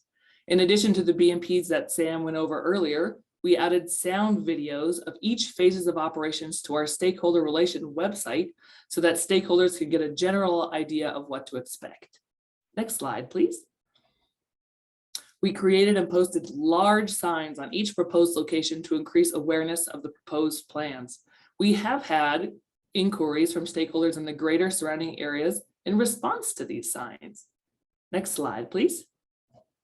This is a summary of our outreach efforts, and I'm happy to answer any questions that you may have. I'll now hand it back over to Ms. Wazelinski. Thank you. Thank you, Ms. Hess. I will just wrap up the presentation with a brief overview of the 2 drilling and spacing units that are requested in this OGDP. So the 3,440 acre Schwartz Kamenish drilling and spacing unit is requested for the approval of 24 new horizontal wells and is supported by technical testimony. This drilling and spacing unit will be developed from the proposed amended existing Kamenish pad and the new Schwartz pad. Next slide, please. And the 1,600 acre Berry Farms drilling and spacing unit is requested for the approval of 8 new horizontal wells and is also supported by technical testimony. This drilling and spacing unit will be developed from the amended existing Berry Farms pad and the associated amended existing Berry Farms facility to receive production from the Berry Farms pad. Next slide, please. So this summary of the Democrat OGDP provides an overview of what the team has presented today, supporting approval of the Democrat OGDP. Next slide. And here again is the relief requested, which I'm happy to leave up as needed. And this does conclude our presentation, and our team is now open for questions. Thank you very much for the presentation. I think I'm going to call an audible and let's take a 10-minute break. And then we will move into questions from commissioners. So we will return at 10:45. All right, we are waiting for everyone to come back. Welcome back, Colorado Oil and Gas Conservation Commission, September 7th, 2022 meeting. We've taken our mid-morning break. It is 10:45, and we will reconvene to take up docket 2204-00073, the Kira-McGee Democrat Oil and Gas Development Plan. We have heard from the public, we have heard from Weld County, we've heard from the applicant, and we are at that part of the agenda in which commissioners can ask questions of the panel. I see we have the full panel with us. Looking around, who would like to lead off with any questions?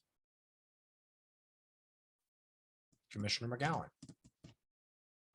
Thank you, Mr. Chair, and thank you for the presentation. The visuals were especially helpful.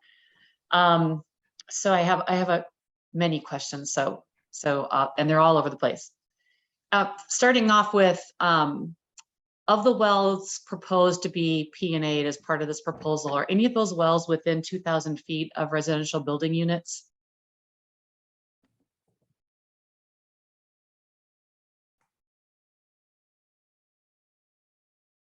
Thank you for that question, Commissioner McGowan. I apologize. I don't have that information in front of me. I would suspect they are, but I don't have an exact number.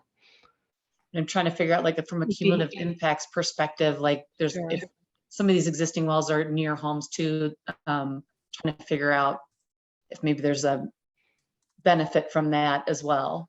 We would be happy to collect that information and get that back for you if it's something you would like us to do. But at this point, we don't have it. You know that we evaluate those along the development area. I would suspect that there's many that are within 2,000 feet of residential, but I don't have an exact number.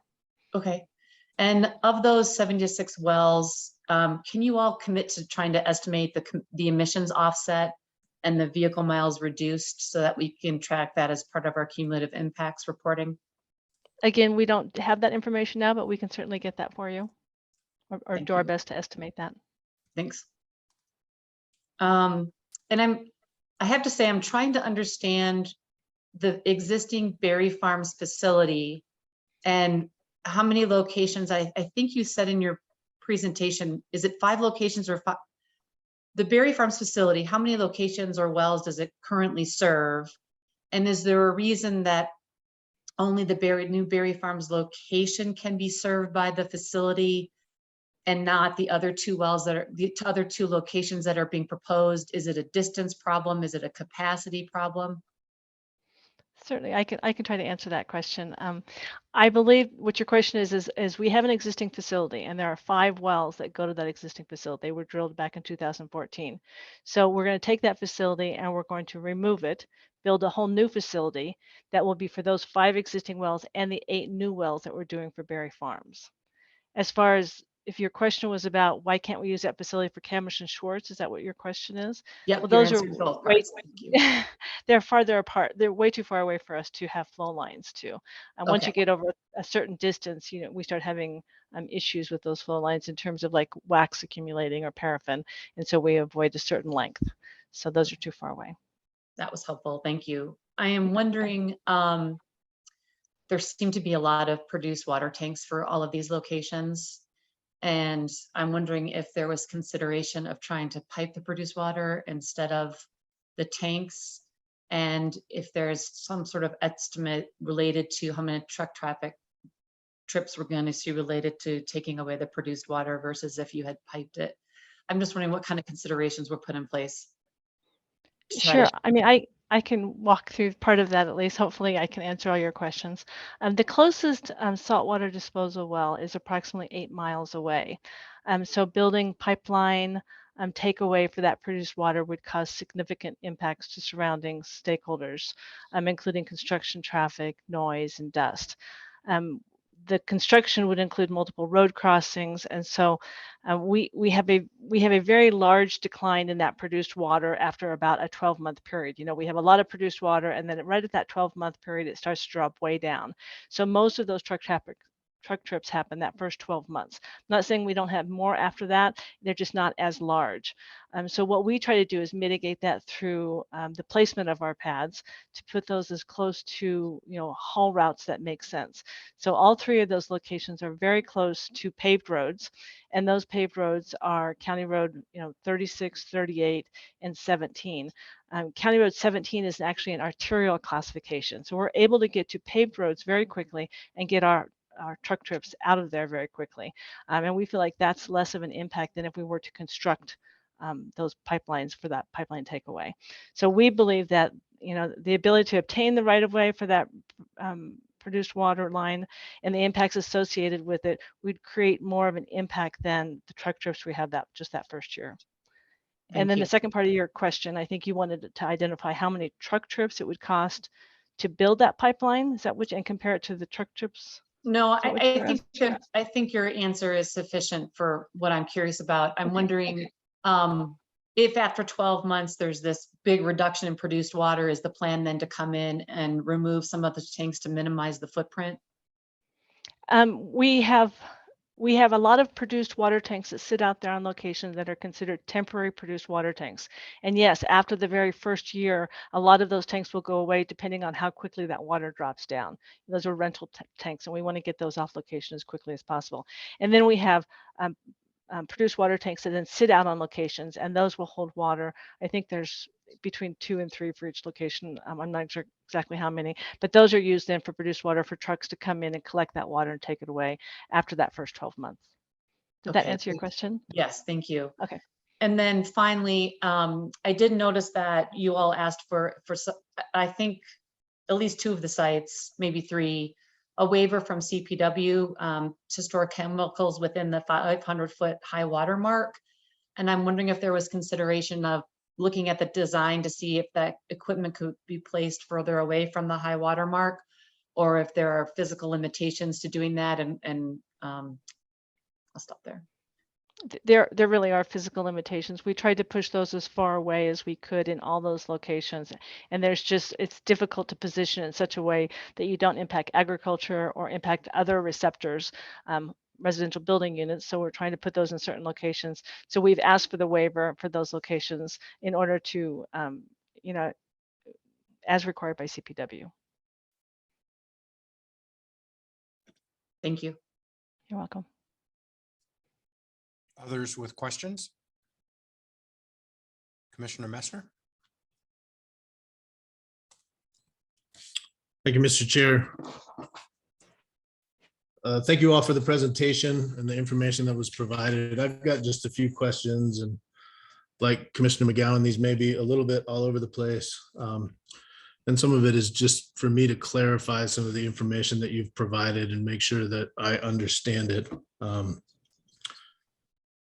And Mr. Samet did break up just a little bit. And I just wanted to confirm that as part of this application, there will be 76 wells plugged and abandoned and 34 facilities decommissioned. Is that correct?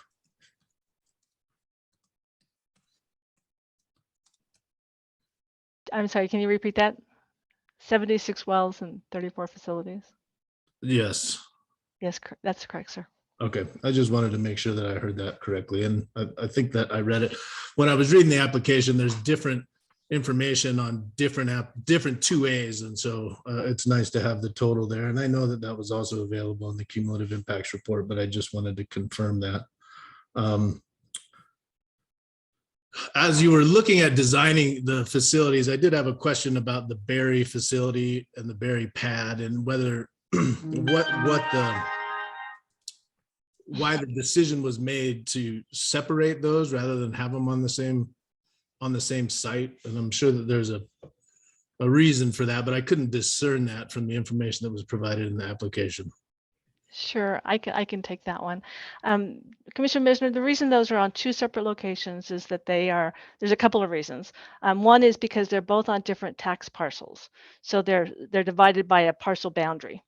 That's the first reason. Now, we could have gotten that waived because both property owners are the same.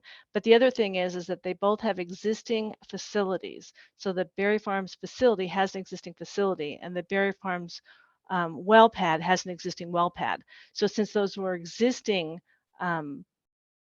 permits within the COGCC, they requested that we go ahead and do those as 2 separate 2As. So we were requested by both the state and Weld County, since they were on 2 different parcels, we were requested by Weld County also to do 2 separate WOGLAs. So twice as much work for the same amount of product, basically, is what it comes down to. Does that answer your question? Yeah, I didn't know if there was if it was technically feasible to have them together or whether this was just better to have them apart. I think they would have ended up in about their same locations relative to each other if we would have pushed them closer together. I mean, they're pretty much right next to each other anyway. Okay. Just on 2 separate parcels with 2 different applications. Sure. Now, in the alternative location analysis, there was a lot of discussion around the inability to secure surface use agreements on some of the sites that were analyzed. And One of them was the Colorado, the Public Service Company of Colorado on a number of them. And in some of the information that I read in the ALA analysis, it indicated that they were just non-responsive. And then in some of the stuff that I read, it indicated that they were not interested. And so I just wanted if you could just discuss that a little bit, what that communication was, what that interaction was, and whether they were just non-responsive or whether they affirmatively indicated that they were not interested in having a location on their property. I can answer that one. And if you need more detail, I can refer you to our surface land team, but I'll take a stab at this one.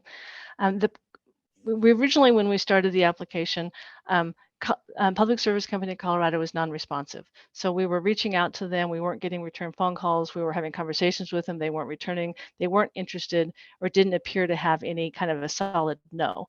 And that was early in the conversation. So some of the old lingering narrative that you may have read may have been what we wrote initially. As we got closer to our submission date and we submitted or resubmitted, because we did several versions of updates throughout the process, we got a hard no from them because they have plans for an existing facility. They have plans for land use on their property. So they have already planned to move forward with another alternative land use for that property, and they clearly did not want us out there. And so that was a hard no from them. We got an email. They actually sent us a map saying, this is the area where we're planning. It was in all the locations that we list on here that there's a no from them. So it was a pretty solid no. Okay. Hopefully that clears that up. Yeah. That's helpful. I was just trying to clarify that. So next question is, and it's a little bit of a follow-up to Commissioner McGowan's question, but I think I'm reading in the cumulative impacts report that during the production phase, there's anticipated to have, let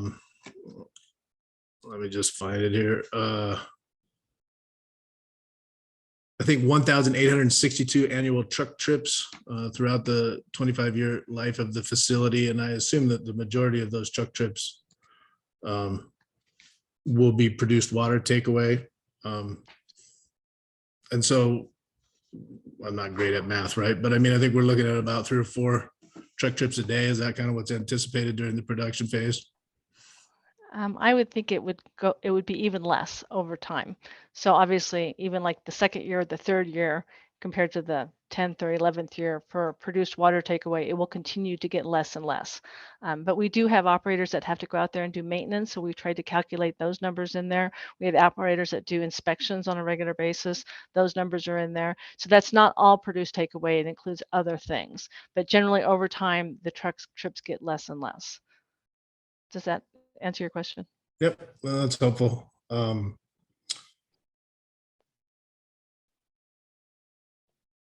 And as to the CDPHE recommendations, I appreciate that you've, I think, indicated that you've incorporated 30 of their suggested BMPs. Were there any BMPs that they suggested that you chose not to incorporate in the application? I can answer that, Commissioner Messner, if you can hear me. I can hear you. Perfect.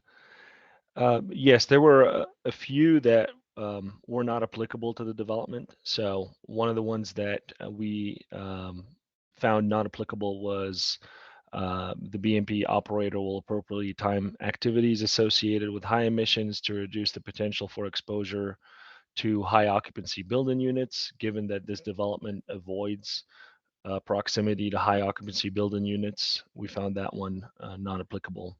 So there were a few that we did not commit to because of that non-applicability aspect. Okay, thank you. I think I do have a couple wildlife questions, but I'm going to let Commissioner Ackerman take a shot at those first, so as not to step on his toes. I did have one other question though, and it was trying to make sure that the cumulative impacts report is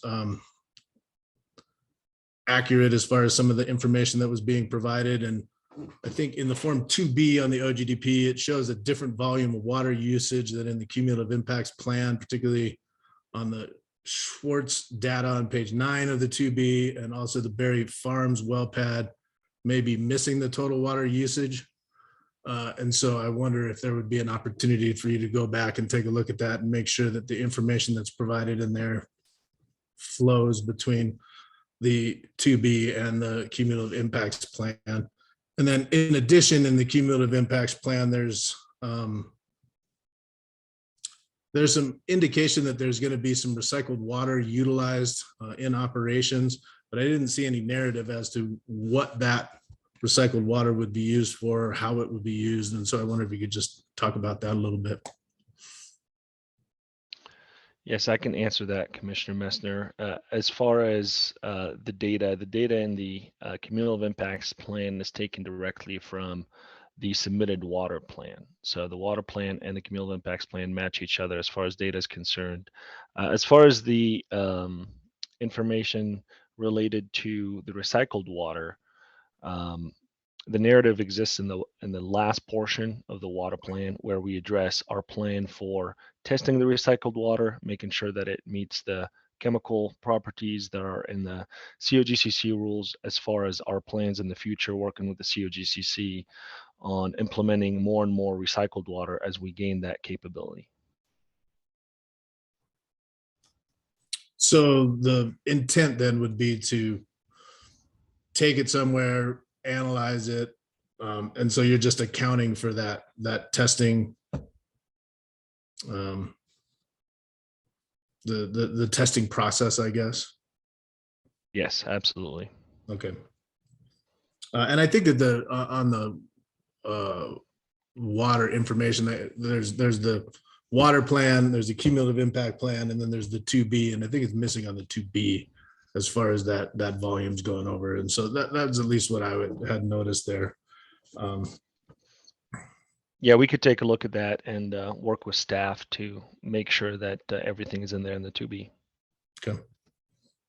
That's all the questions I have for right now. Thank you for answering my questions. Further questions from commissioners? Commissioner Ackerman? Thank you, Mr. Chair. I appreciate that. And I do have just a couple of questions. First, I just wanted to say thank you for working with CPW.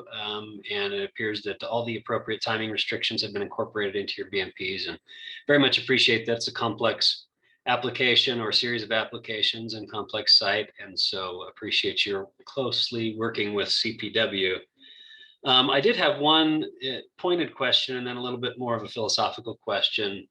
And the pointed question was associated with the Swartz facility and the alternative location analysis.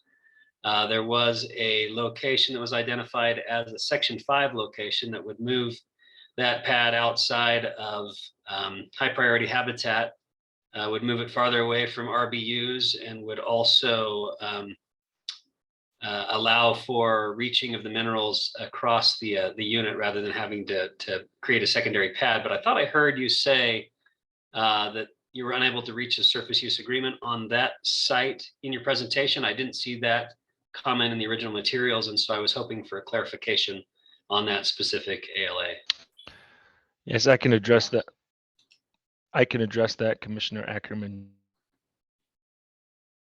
As you can see on the aerial, I believe the one you're referring to is the white area in Section 5, where the Schlegel pad, that's an approved pad, a pad with approved permits, is located. So we have an existing SUA with the landowner, and we were able with the Schlegel pad to co-locate or have a coexistence between our operation there with our oil and gas site and the existing agricultural operation on that property. So we're able to work with the Schlegels to come to an agreement there. Thank you, Mr. Salmon. I'm not sure I followed that, though. I'm talking about is the Schwartz pad the preferred as on your chart, the SEC4 in green there, right next to the word Schwartz? Is that correct? Correct. And then I think I'm referring to the one that's labeled number 1 that's grayed out there. In the original materials, I didn't see the inability to reach a surface use agreement with the landowner there. Oh no, that wouldn't be the one because it requires a second well pad. I was looking in the narrative materials that that seem to be a little different from this. So I'll forego that question as I can't clarify that any further. But I do feel like there was another site in the alternative location analysis in the materials that I looked at that was comparable to the selected preferred site, yet was outside of high priority habitat. Yes, we do. If you'd like to discuss alternative number one, we can give you more background on that. Surface land team is here available to answer any questions on the specific negotiations with that alternative. Yeah, thank you. It does look like it says on this document, at least, that that section 5, number 1 location, which is I think the one that I was referring to, would require a second well pad, which then, I have less interest in it if that's the case. So. Correct. Okay, thank you. I also wanted to note, I think it was brought up by a couple of commissioners before me, the chemical storage. And Ms. Colling, if you could again revisit that for me. I heard in your response that it was a location issue, but that it might, moving it might impact other things such as agriculture, or, I wasn't clear on why it couldn't be moved outside of the 500-foot boundary there, understanding that CPW has analyzed this, and I respect that, and has provided a waiver. If you could just clarify for me what those impacts would be, either to operations or to other receptors, moving that outside of the 500-foot mark. Sure, I can answer that for you, Commissioner Ackerman. So in the Camanus location, I believe the closest chemical storage is what's considered a chemical tote that sits on the end of our wellheads.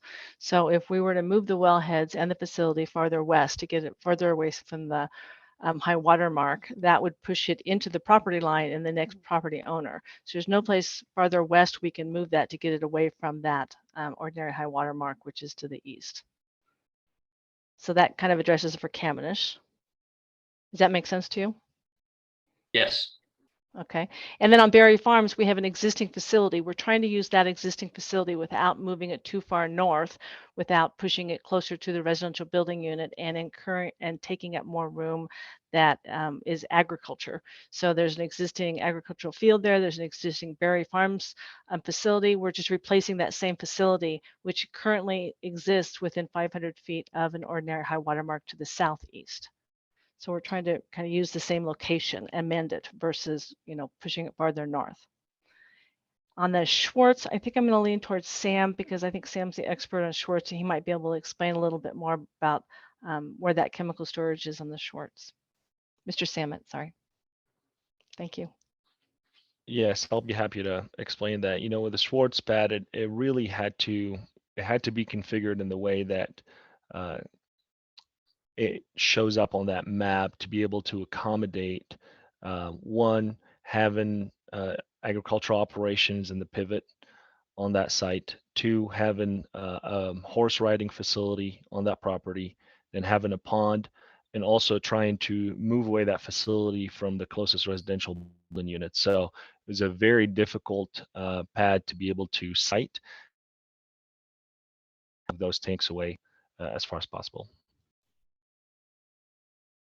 Thank you for those responses, and I appreciate that. On the Schwartz site, it appears that the attempt was to choose which impact to have, essentially, with that facility. And respecting and recognizing that CPW has granted that waiver, I understand. I am sensitive to wildlife being the impacted party when there are other options available as well. But we'll defer to CPW's expertise on that one. My last comment really was more of a comment than a question, and wanted to probably talk more about this with my fellow commissioners, but I did note that there was compensatory mitigation, I believe, on one of the pads. I don't believe there was on the Schwartz pad, either direct nor indirect. The indirect is associated with density of facilities existing in the area, but the direct compensatory mitigation, as I understand, was waived due to an existing 8-foot fence that's currently erected around that area. And I do have some concern with that. I think that it's, arguably compliant with our regulations. I think there is an argument to be made that compensatory mitigation should still be required. even though the previous location is currently fenced due to the potential life of that area. And I'll just leave it at that. That's not a question, but simply a comment that raises my eyebrows if we start waiving compensatory mitigation, particularly direct compensatory mitigation. And that's all I have, Mr. Chair. Thank you. Thank you, Commissioner Ackerman. Are there further questions? Commissioner Cross and then Commissioner McGowan. Thank you, Mr. Chair, and thank you everyone for the presentation today. I found it very helpful. I will also say thank you to some of my fellow commissioners because I think many of my questions were answered during this. If I could, I think my first question, if Ms. Wazelinski, if you could please pull up the second to last slide just before your request. Yeah, we're happy to share that. Give us just one moment.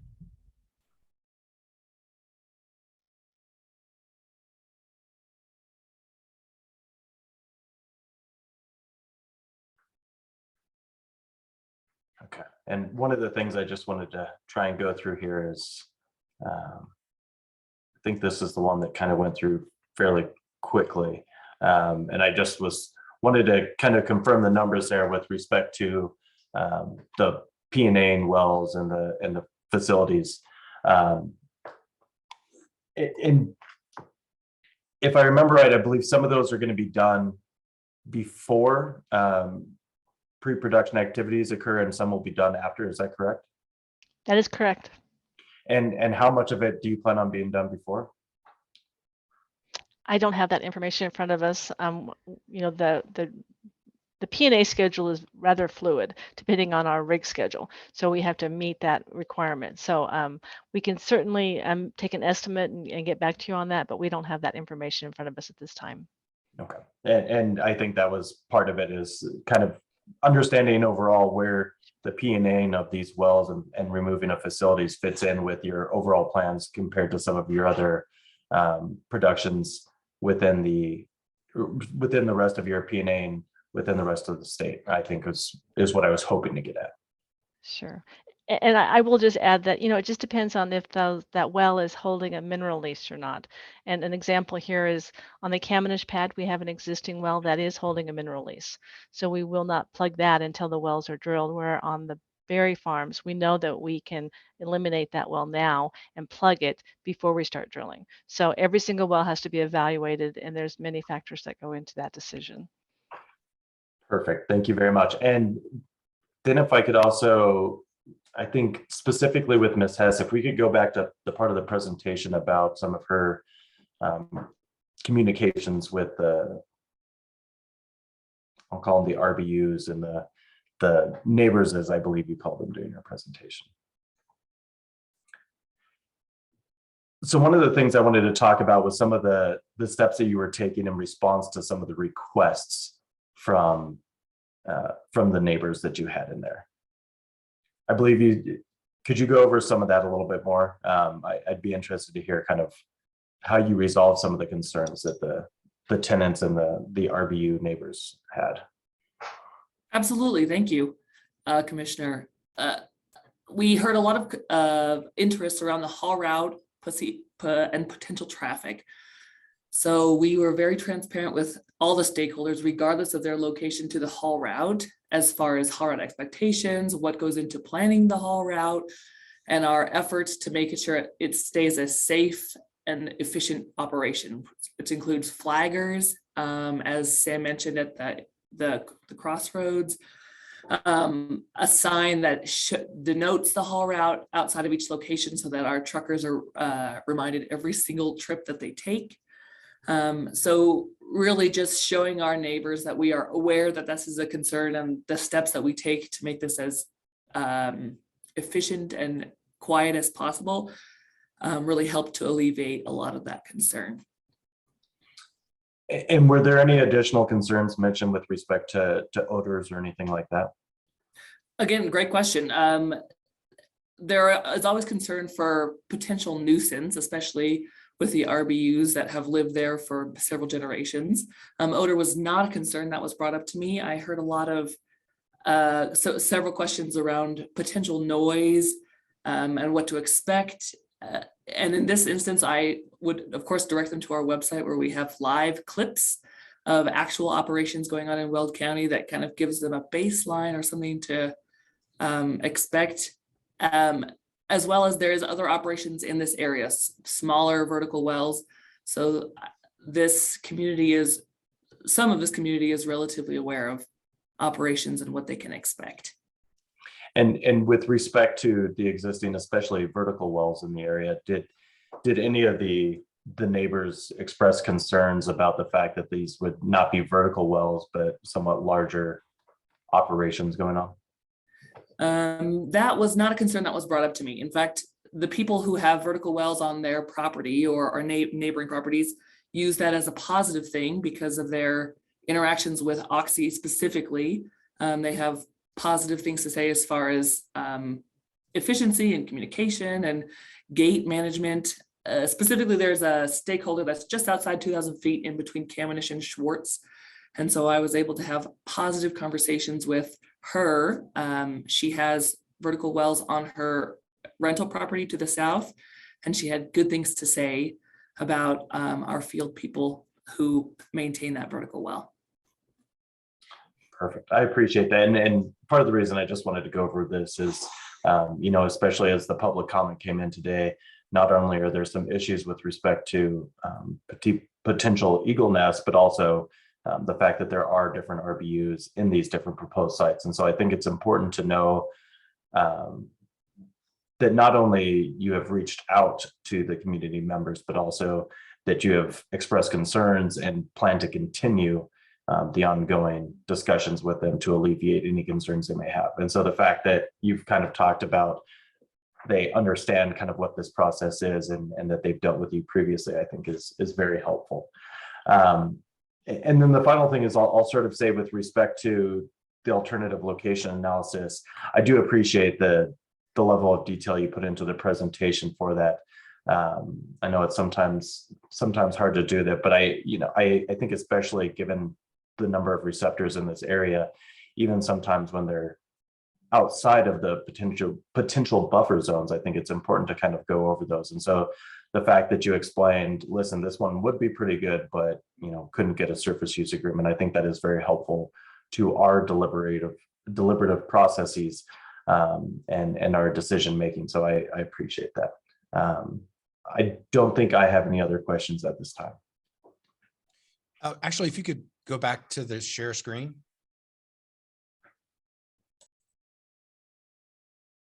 And if you could move to slide 61, 62.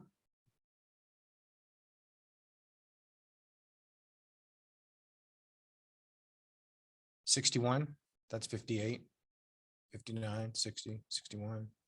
No, yeah, that one. That's it. I just wanted to applaud Kira McGee for the engagement that was undertook in this OGDP and for this information and how it's presented.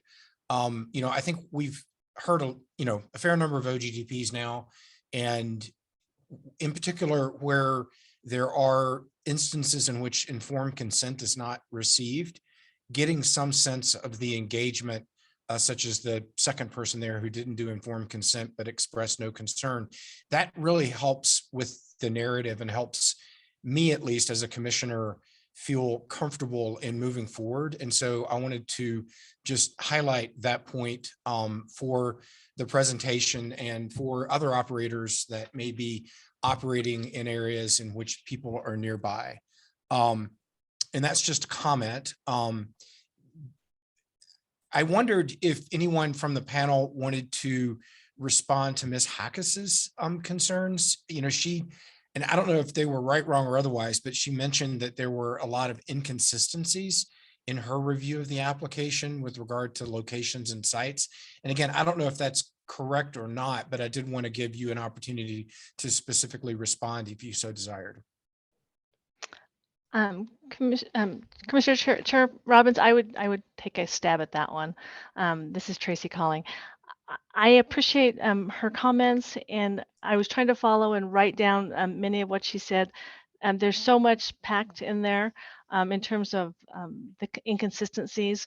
We would really love to have an opportunity to understand exactly, or maybe have staff help us because there was a lot there, and I do stand by our numbers, and I feel like what we've submitted is accurate. I know it's very confusing because there's 4 different 2As, and there's a cumulative impacts package as well. So I know it can be very confusing, but at this time, it's hard for us to really respond to that comment without really getting down and sitting down and understanding what inconsistencies. I don't feel like we have been inconsistent, but with that said, we could have made a mistake somewhere. But I know that what we submitted to the state in the 2As is accurate. Okay. And hopefully I guess that answers your question. Well, no, and I mean, I think it's fair. It's hard to receive, you know, 10 or 20 proposed inconsistencies at a hearing date. And I guess I would just remind all of our stakeholders that are listening in, and there's 111 of them, there are opportunities to speak with staff ahead of the hearing and or with the applicant ahead of the hearing. You don't have to just show up and do public comment. You can, if you have concerns, you can express concerns and a dialogue can be had. So I just would sort of, throw that out there, because we have tried to create a regulatory environment in which people can be involved and in which there is transparency. And so I just sort of note that for the record. I'm happy to, Ms. Wesselinki, yes. Thank you, Chair Robbins. Just a brief moment. I may have Joseph Reimer explain a little bit. There were some comments from Ms. Hackos about the nest locations, and I think Mr. Reimer could address that and maybe provide some clarity specifically on the wildlife comments. Go ahead. Thank you, Ms. Wesselinki. Joseph Freemer, I'm an HSE advisor here at Oxy. And while the presentation was going on, I was able to explore in more detail those nest locations. So obviously all of our locations were actively located outside the half-mile eagle nest buffer. There's actually 2 nests that affect the berry farms or are in proximity to the berry farms.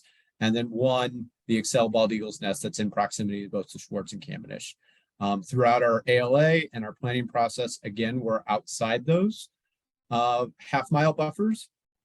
I can give you some numbers, some measurements if you'd like, some approximations, but we are outside all of CPW's HPH buffers.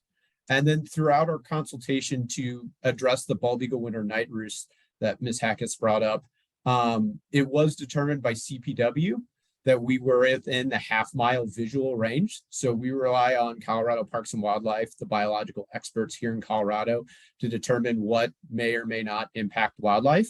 And so we relied on them. They determined that we were within that visual range on both the Schwartz and Cavendish.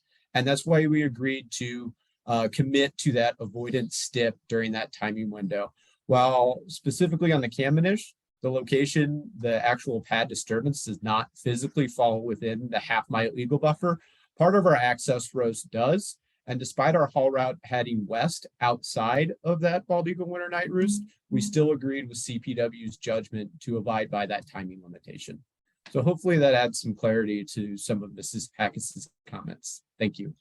Thank you very much. I appreciate that. I do see that Sabrina Trask has daylighted herself and would recognize her if she had a comment. Yes, thank you. Good morning, commissioners. Good morning, folks from Kerr-McGee and everyone else.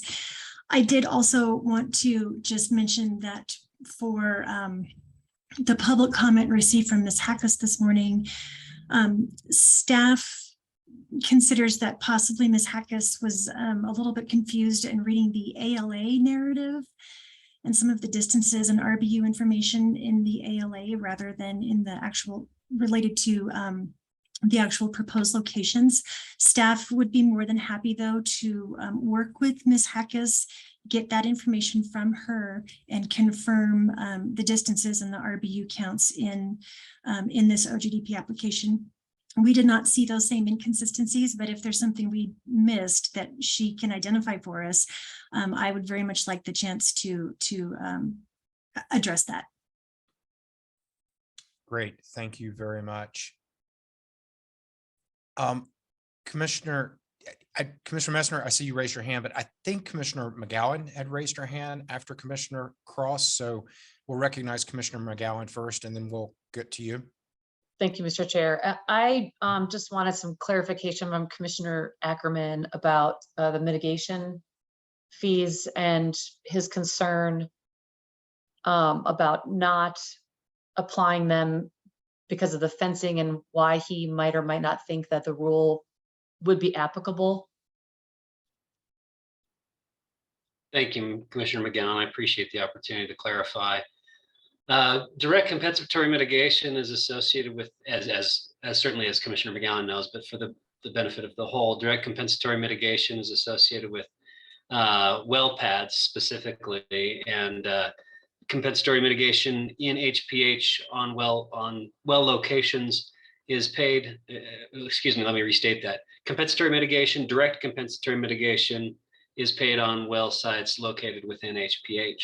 In this case, the CPW approved a waiver of that direct compensatory mitigation because previously the occupant of that habitat had put up a 8-foot high fence around that area. And so the argument certainly was made to CPW successfully that animals are not currently using that habitat, ergo no compensatory mitigation should be paid because they're already excluded from that area. And while that is true, in my opinion, that constitutes current circumstances and not necessarily the circumstances that habitat might be able to provide throughout the potential lifetime of this well. And so the clarification that I would make, Commissioner McGowan, is that I believe that it does comply with the regulations and CPW's ability to waive that compensatory mitigation. I think philosophically, it might be worth further discussion by us as commissioners to talk about whether a fence location, would be assumed to be fenced for the long-term production life cycle of a well.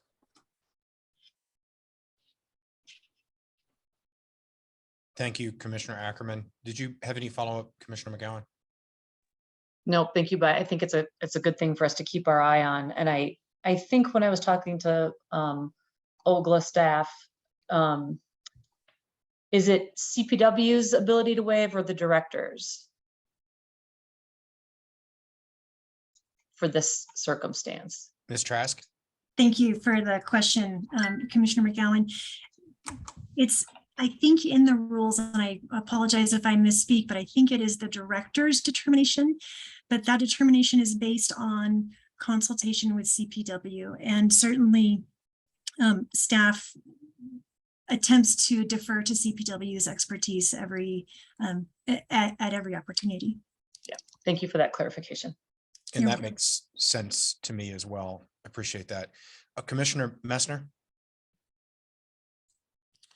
Thank you, Mr. Chair. I did have certainly that the fencing and the direct mitigation for me is an important topic as well. And it was I was disappointed to see that it was not the direct compensation was not applied to this particular situation because of the existing 8-foot non-wildlife friendly fence, and perhaps even encourages the installation of 8-foot non-wildlife friendly fences in these high priority habitats, which I think it would be disappointing. But that's just a comment. The question I have is, I just wanted to get more clarity on the plugging and decommissioning schedule, because this is an important topic for me, particularly as I look at 604B4 and understanding the timeline of that. And I understand that you've committed to do it. And I understand that there may be some that are before and there are some after, but is there some bookends that you can put on that so that it is not, it's at some point 50 years from now that we're going to do this, but rather in a reasonable time frame around the construction schedule?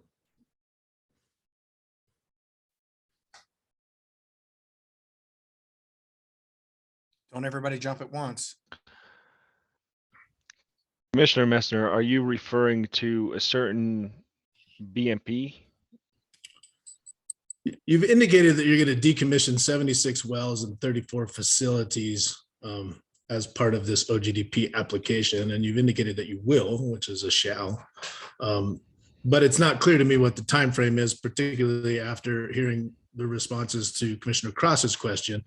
And understanding that some of these, because of lease holdings or whatever, may be plugged and abandoned or decommissioned prior to construction and pre-production of the wells associated with the OGDP. Some may be after, but without some sort of bookend and me evaluating this through the lens of 60B4, I think it's important to understand what that time frame is. Otherwise, we're looking at a time frame that is, could be 50 years from now, which doesn't, it's not as impactful in my decision making as something that is 3 years from today, right? So. Yeah, absolutely. I understand that concern, Commissioner Messner, and there are so many factors that go into the plug and abandonment schedule as far as the operations go, because you have, like you mentioned, leaseholder wells, you have wells that are evaluated on a continuous basis for our workover rigs to be able to go in and perform the operation. So I think we can come back with maybe better time frame estimates in the future. So I appreciate the answer. That doesn't help me in this particular OGDP application where you've determined that you're asking for 76, you're indicating that you're going to plug 76 wells and decommission 34 facilities. And as I look at the cumulative impacts, particularly through the lens of 604B4, at some point in the future, it doesn't help me. So, is there a bookend that we can put on this? Do you want a little time to think about that? Commissioner Messner, if I can just add to that, it's not that we don't want to plug them, because once the wells are on to production and we don't need those leaseholds, we want to get in and plug those right away. There are restrictions in terms of availability of equipment, rigs, people. We usually plug, I think we plug close to, I think it's almost 200 wells a year. So, hopefully within a certain amount of time after all these wells are TOTP'd, which is turned over to production, which happens once you hook the facility up and you turn it over to production, that we could get in there. But there's a rig schedule. And so there's other locations that may be more urgent for all kinds of reasons that may need to be plugged ahead of these. So it's a pretty complicated rig schedule that we have for the plugging wells. So our intention, just if that makes you feel better, our intention is to plug them as quickly as possible. We don't have the exact times, and at this date, I don't think we can give you an exact date of when those would be plugged, but the intention is to get them as quickly as possible, and we will definitely work towards providing you with a better schedule if that would help, and we want to be as transparent as possible. Does that help? Yeah, I'm making decisions based on what is going to happen and not what may happen. And so I know that there's some that are going to be anticipated to be plugged prior to construction activities. Maybe you can create more specificity to that, because I think there's more clarity to that and I can utilize that in my decision making. Okay. Yeah, if I may, Andy Lytle, Regulatory Manager. In the past, Commissioner Messner, I think we have worked with staff on a condition of approval for one of our prior OGDPs with a commitment to, provide sort of a refined schedule as the picture gets a little bit clearer. And so perhaps we could work with staff on the development of a similar type COA as we've committed to in the past, if that would help. That would help, because that does create a bookend, and I would appreciate that. Okay, we can definitely work with staff on that. Thank you.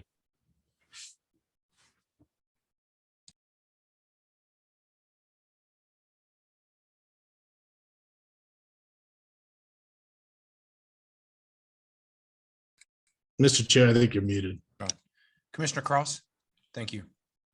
Thank you, Mr. Chair. And I think just kind of continuing on this, can you give us an idea of how many wells throughout the state you're currently plugging and abandoning?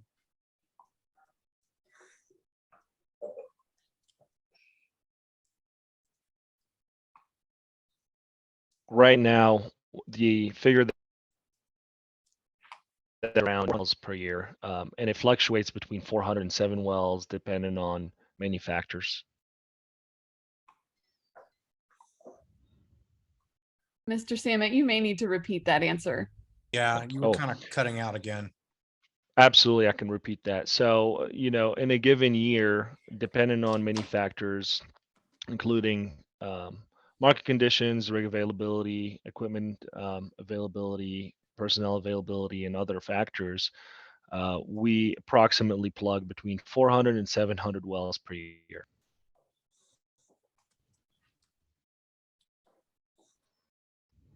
Further follow-up, Commissioner Cross? No, I believe that helps answer. Thank you. All right, any final questions from commissioners? All right, seeing no final questions, we now will move into deliberations stage for the Democrat OGDP. And if my fellow commissioners are okay with it, I might start with some deliberative thoughts. I think that this is a good application. I think that it is noting that it is developing over 5,000 acres with 32 wells. It's using 3 existing locations and only 1 new location. It does have receptors that are receiving impacts, but I think the application has done a very good job of avoiding said impacts and then minimizing and mitigating said impacts. I note for the record that there were 13 locations within 2,000 feet, but I also note that you've done a good job of outreach to the folks that are nearby. You've received 8 informed consent letters, which means there's really only 5. Of those 5 that are within 2,000 feet, nobody petitioned, nobody had public comment, nobody had concerns with Weld County and the WOGLA process. Weld County is in favor of this application and has approved it. I think that I think each time we hear some of these things and we hear from an operator, I think you do a better job. And I think that the presentation was really helpful to the process. Slide around the ALAs, slides 26 to 30, I think did a really good job of establishing that of the locations you analyzed, the ones that you picked and went forward with were the preferable locations. And I think they do meet with our regulations. As I noted, slides 61 and 62 were very helpful to this commissioner to understand the level of outreach that was done. Slide 48 spoke to the community outreach of plus 10 times to each of the individuals that were involved. That's what we want to hear when you're attempting to develop in locations near to people. I also want to note for the record that I think Kearr-McGee misses some extra credit that they should get, because I think you are a very good operator. The fact that you have the lowest emissions intensity of 2 of all the operators, I think is an important fact that we kind of like, I don't know, it's not that we missed out on it. It's just that that is a fact of how you operate. The fact that you have done 4,500 benzene air samples since 2022 and located within 300 feet of 46 locations, and they all have been come back within CDPHE or not meeting CDPHE concerns. The fact that you've consolidated the surface to 3 locations, I think is also helpful. The fact that, and I appreciate Commissioner Messner's point that we want to know when you're going to P&A locations, but I do understand that you do have the intent to do it, but P&Aing 76 wells and 34 facilities is also, I think, very helpful. With regard to sort of that missing the extra credit, the fact that you do your work with tankless facilities, that you have the water on demand system, that you have your IOC, the Integrated Operations Command Center, all of that's reducing impacts. I think those are very helpful to the calls. The fact that you listened to CDPHE and brought in all of the relevant and acceptable and operational BMPs is also helpful. So I look at this and find that this meets our regulatory protocol. I will be voting in favor of this, and I want to thank Kearr-McGee, and I want to thank our staff for doing a good job in analyzing this application. So those are my initial deliberative thoughts. I will look to see if anybody else wants to deliberate. Commissioner Messner. Thank you, Mr. Chair. I also think that this was a a well-done application, and I appreciate the work that was done by Kier McGee and by staff. It's a complex application with a number of different sites and a number of different factors, and I think that the analysis and the attention to detail that was put into this was well done. I will note that our mission change rulemaking, the development of COGCC rules has really increased the ability for the public to participate in the review process. It's also created significant additional standing to protest applications. This particular application went through that process with no formal public comment associated with the technical review process. There was no petitions filed. In addition, it went through the WOGLA process in 2 different hearings that included significant notice and outreach to property owners, as well as RBU owners within 2,000 feet of the locations, so multiple locations with no applications for intervention or public comment associated with those. I do really appreciate the engagement that occurred with the RBU owners and tenants within 2,000 feet of the different pads, as well as those outside of that. To me, that's really important and falls directly within the expectations of Rule 604B4G, which is one that, and as I review these applications for substantial equivalency, is a really important piece for me.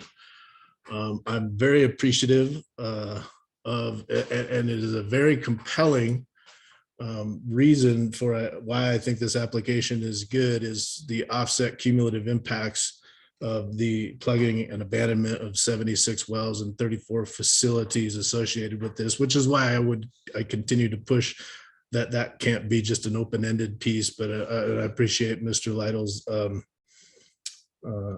willingness to work with staff to develop a condition of approval and a timeline associated with that. I'm very appreciative that the applicant has agreed to the timing stipulations associated with the sensitive receptors in the high priority habitat areas. I think that's really important. And I think there's even instances where the applicant has agreed to timing steps where there are actually potentially outside of that high priority habitat. So I think that is a good thing. I've analyzed and the odor plan, the lighting plan, the noise plans, and I'm appreciative of the BMPs associated with those, and do think that they will minimize those nuisance issues. And like Chairman Robbins indicated, I am appreciative of the continuous air monitoring plan, or the continuous air monitoring program that'll be associated with these, and the information that was provided as to historic air monitoring sites and the results of those. And I think that also helps me as I review these applications under Rule 604B4. And then just a couple of comments, because like I said, overall, I think these are really good. I think Commissioner Ackerman, talked about the compensatory mitigation piece, and I do think that that's something that we need to talk about as far as how that gets applied consistently.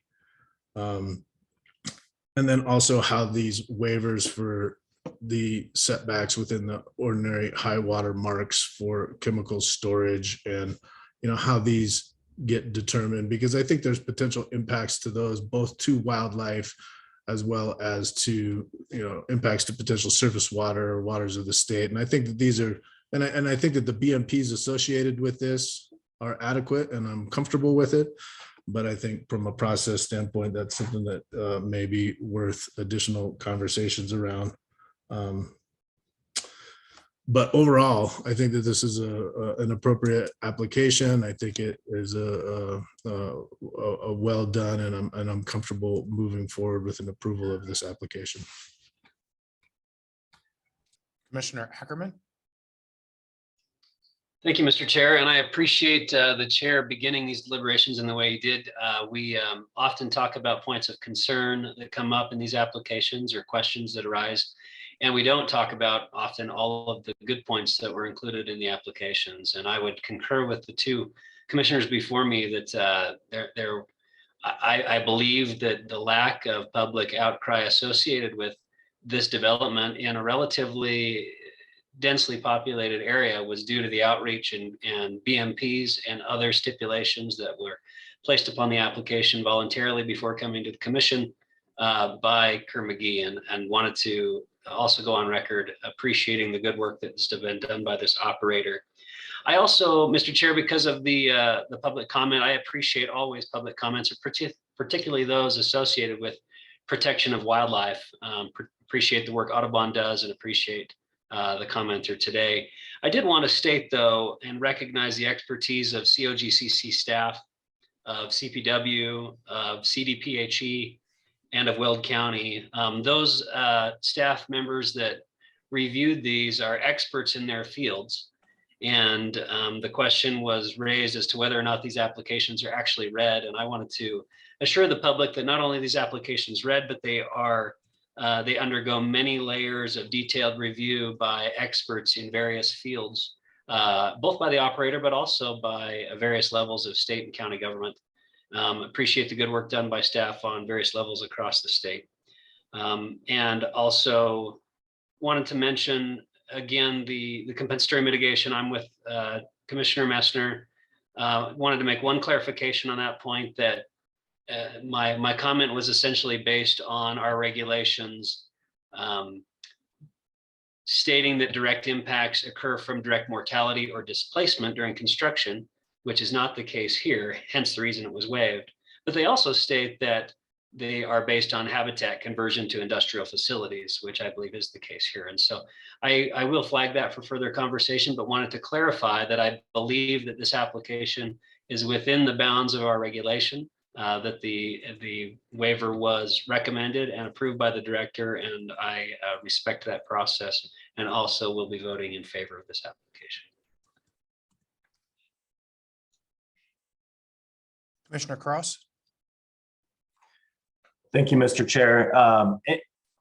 And I'll just kind of start off agreeing with what everyone has said before me. I think that this was very well done. And I think this also speaks to our process overall, and that we are making strides. I think staff is understanding better what the commissioners are looking for. I think operators are better understanding what we're looking for. And I think you're seeing that in this application. One thing that stuck out to me as I was reading was, I know Commissioner McGowan has brought up several times, during high ozone days, can we come up with a BMP and add in a BMP to address what will or will not be done during high ozone days? And that was included here, kind of getting ahead of that. And so I think that I was very happy to see that some of these issues are being addressed ahead of time. And as the chair said, I really appreciate the fact that so much has gone into talking to the neighbors, as they call them. I think it's important to note that there is existing oil and gas development in this area, that those that are located in those RBUs kind of understand what is going on, that they've had prior discussions and prior work with Kerr-McGee, and that Kerr-McGee is still committed to working with them and engaging with them to handle any issues that have come up, may come up, and will come up. And so I think that's important. I think that one thing that was also something I greatly appreciated, especially in the presentation today and in some of the answers given, and I'd like to see a little bit more of it in some of the applications moving forward, is a little bit more on some of the technical difficulties. And I think that the technical difficulties with some of the alternatives was discussed fairly well in the alternative location analysis, specifically when it came to, listen, this would be a great space, but we couldn't get a surface use agreement. But a couple times it came up during the presentation today, especially in response to questions, that listen, the reason we didn't do flow lines here, even though we usually do the flow lines, is, you know, some of the issues with the distance creates technical problems. And I think some of that explanation up front would be helpful as well. And it's good to hear those explanations so that everyone better understands why certain things were chosen and why certain things weren't. Because I think sometimes you see these applications and you're like, no, we're going to try and electrify this. We're going to try and do this. And then all of a sudden you're like, but you usually take produced water out. Why aren't you taking produced water out here? And so I think it's important to note that. But I was glad to see that they did have explanations for that and quality reasoning for that. And I think one thing that I'll say as well is, you know, and Chair Robbins, I think this goes with what you were mentioning before, and I mentioned it, I think it might have been during one of Kerr McGee's, is I think that sometimes the operators need to, for lack of a better term, brag a little bit about the steps that they are taking here. And, you know, especially for some of our larger operators, they can put a lot of money towards a lot of these emission reducing and disturbance reducing processes. And so I think it's important to kind of put that forward and say, listen, we are cleaning up 76 P&A wells through P&A. We are getting rid of existing facilities. We're going to clean this up. We're going to take the steps. And I think that some of the quote unquote bragging that can be done as well is what I asked about earlier, is how many wells are you currently P&A? And if you're doing 400 plus wells a year already, and you're saying this is going to be higher on our priority list to get these 76 cleaned up as well, as soon as we start getting, especially those that once we start getting new wells in to hold these leases, I think that's an important thing to say. Obviously, there's been a lot of discussion with respect to the orphan well program and a lot of the money that has to be going to that. And so the fact that you are P&Aing hundreds of wells across the state and planning on doing another 76 here, I think that's an important discussion point too.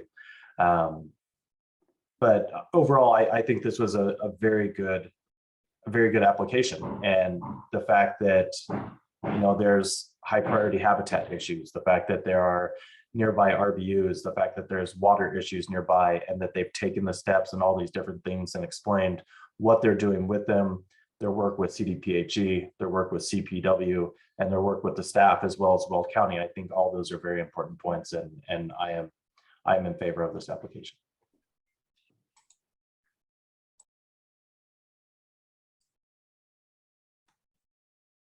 Commissioner McGowan, before I recognize you, I note that Mr. Moret has elevated himself to the panel and turned on his video.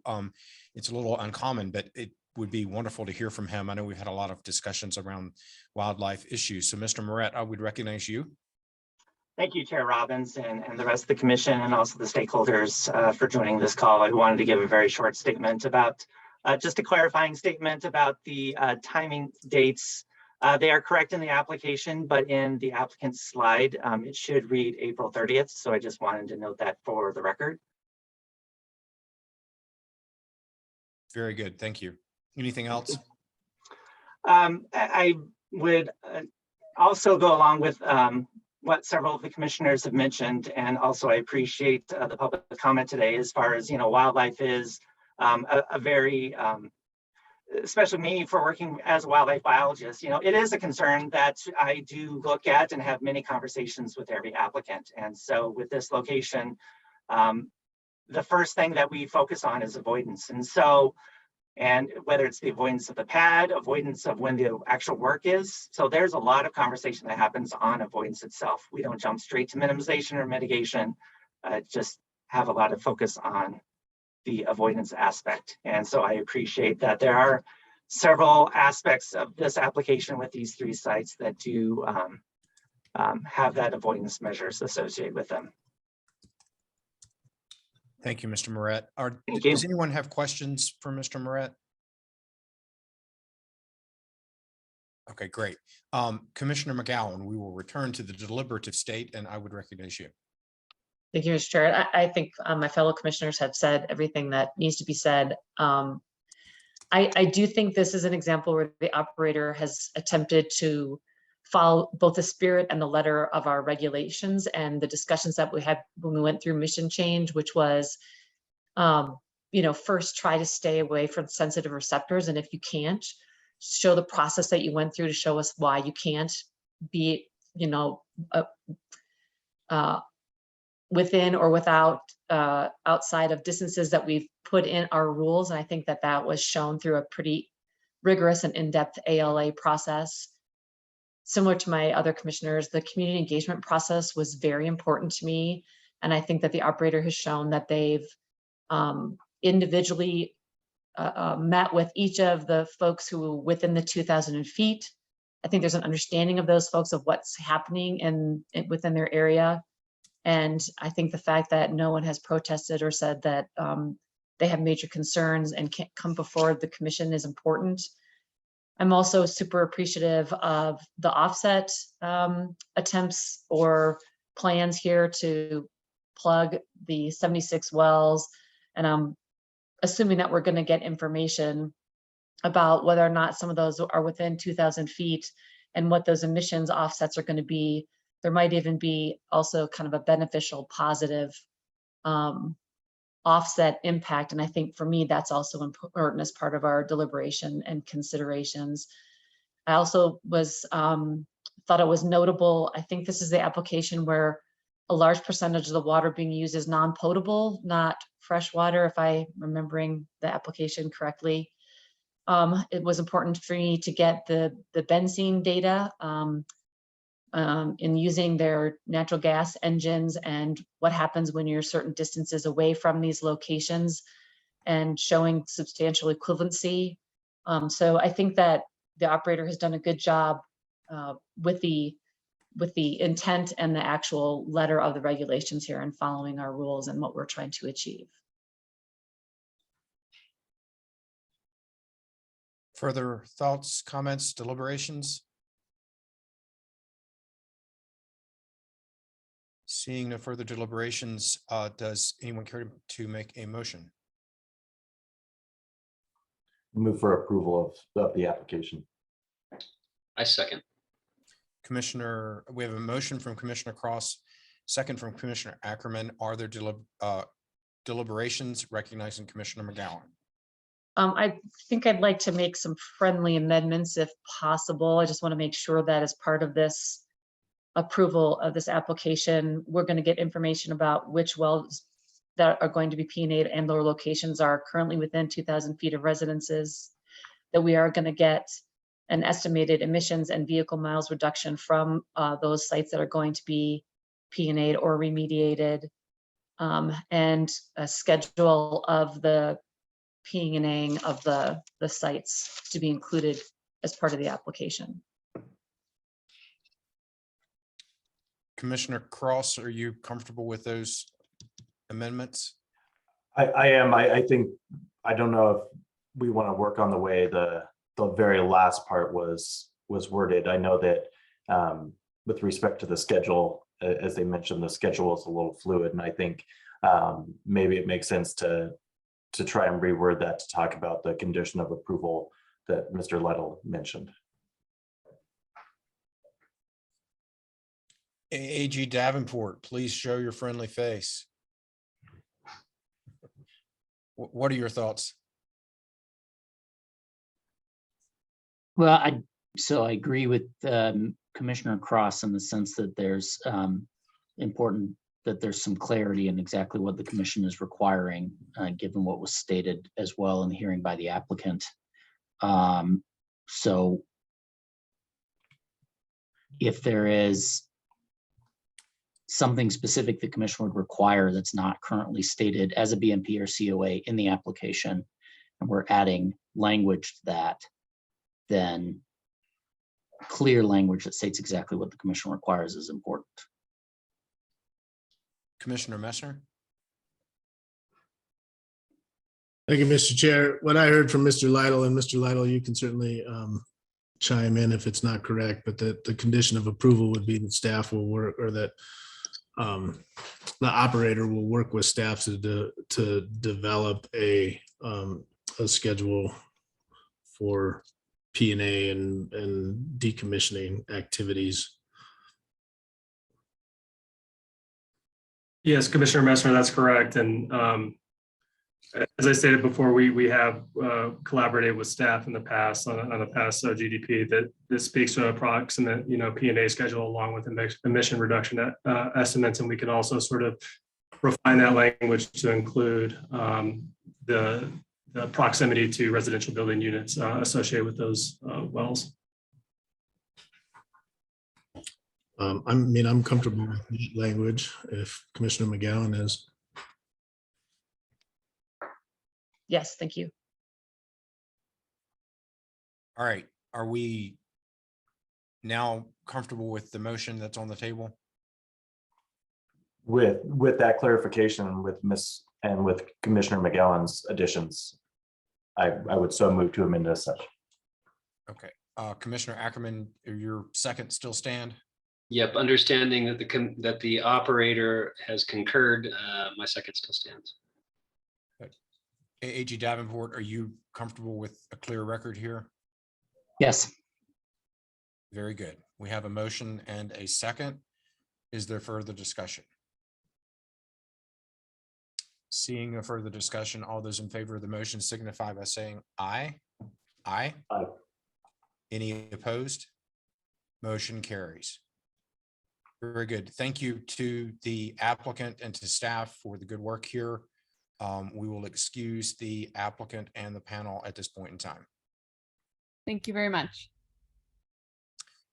Okay, commissioners, we still have one OGDP as well as a report from Commissioner Messner on the Martinez-Irwin Fund projects. It is noon. I would suggest we take a lunch break because that's probably more than an hour's worth of additional work for us.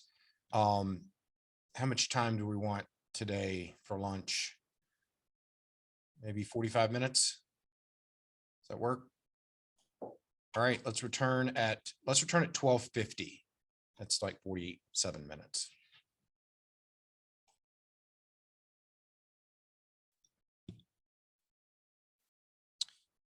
All right, welcome back.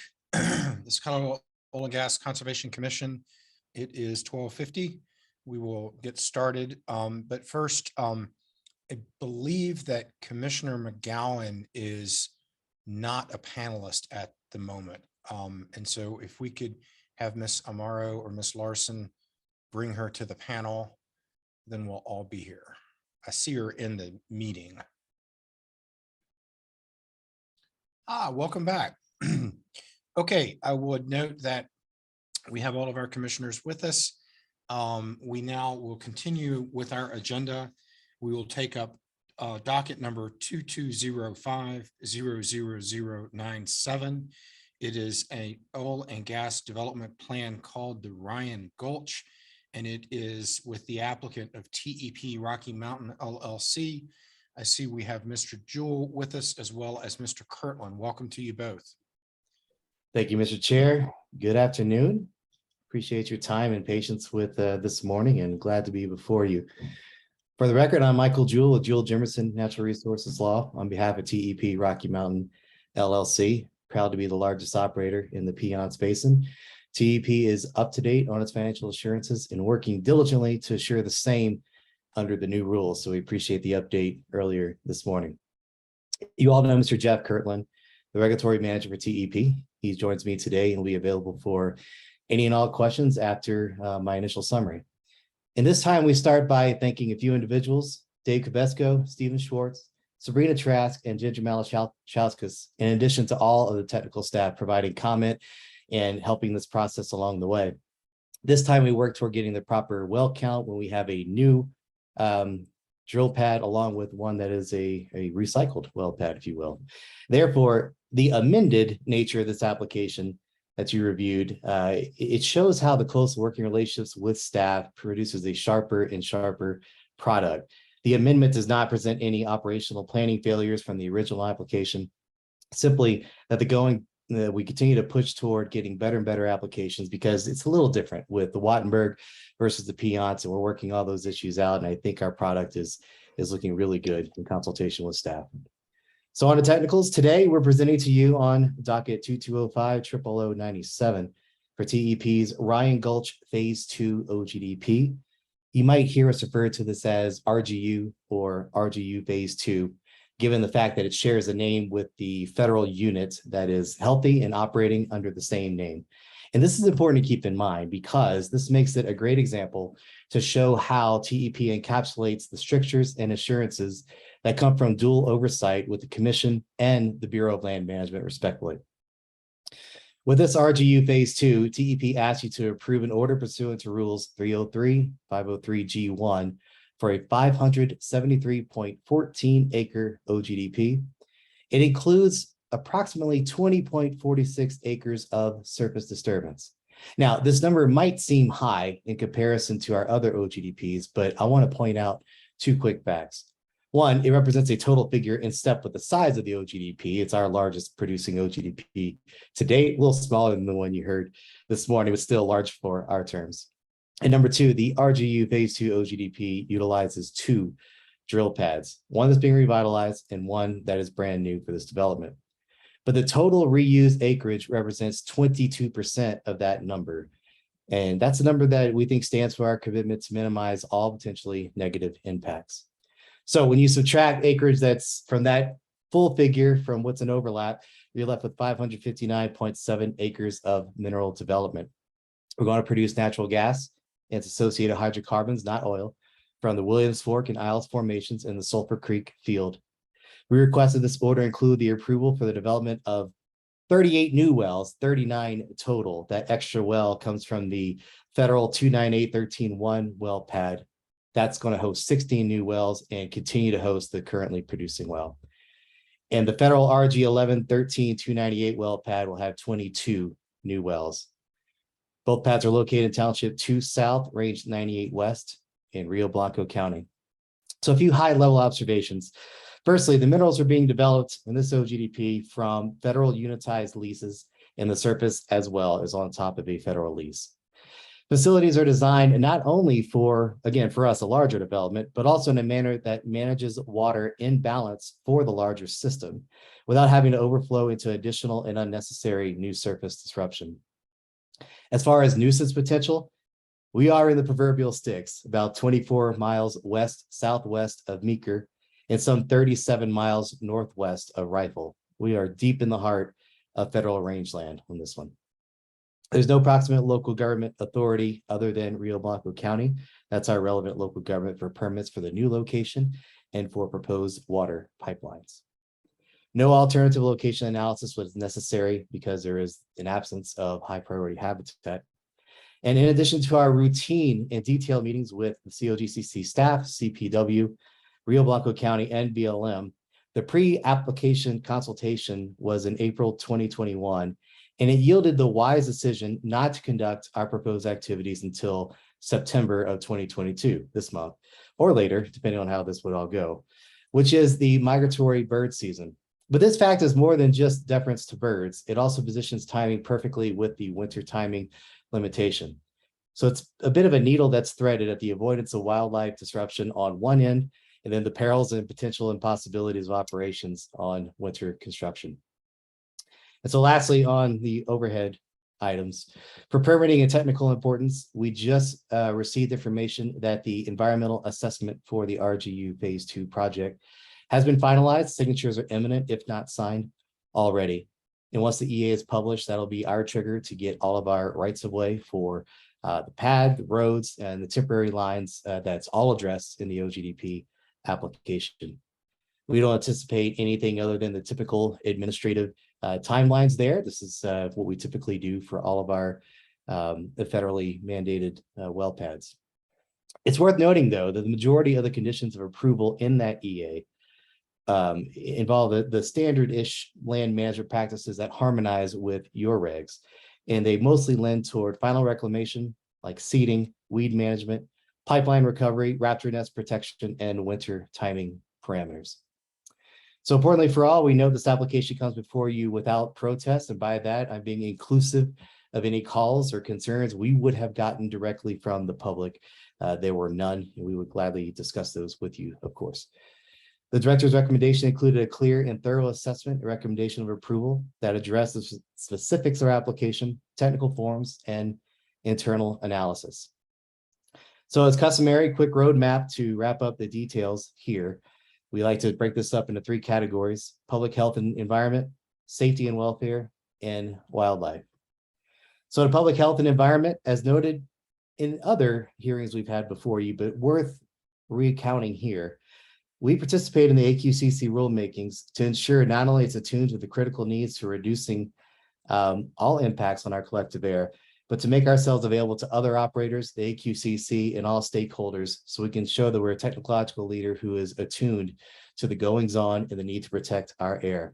As indicated in those rulemakings, TEP is proactively switching to state-of-the-art controllers that significantly minimize, if not approaching zero, all emissions from our wells. In addition to the 2 well pads already discussed, TEP proposes the use of the federal RGU 23-7297 support location for SIMOPS to maximize efficiency and minimize the time spent on location for ground development. Water will be transported via pipes from SIMOPS location to the well pads, and that reduces traditionally anticipated highway traffic. TEP provided BMPs that reduce, minimize, or mitigate adverse impacts, public health, safety, and welfare that met or exceeded your staff standards.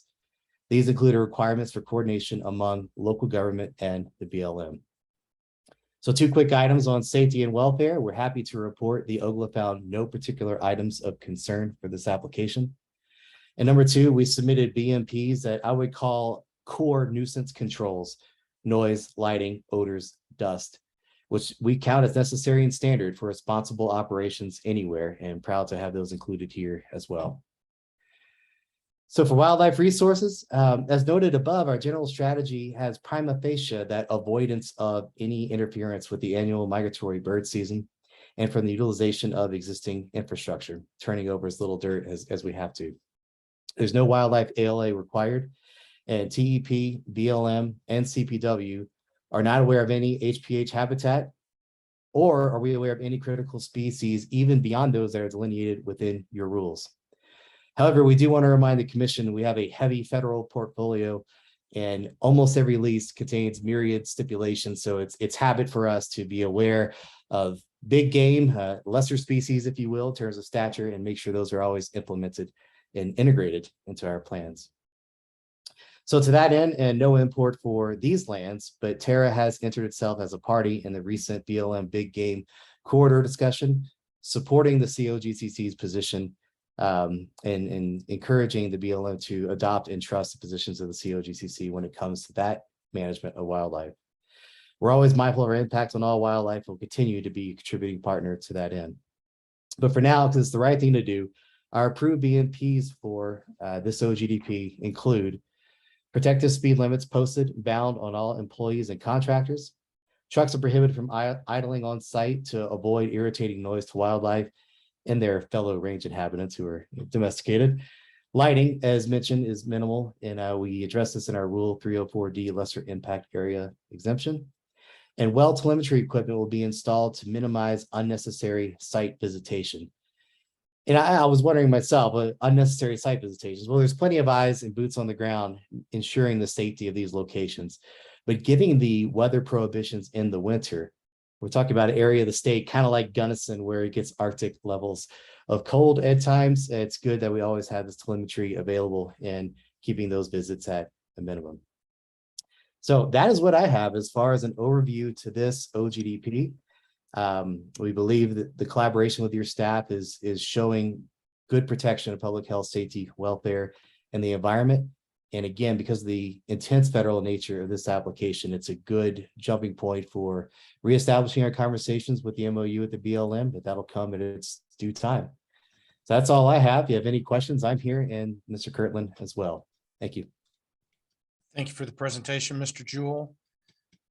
Commissioners, does anyone have questions? Commissioner McGowan? Thank you, Mr. Chair. Just a clarification, because I was talking with staff about this yesterday.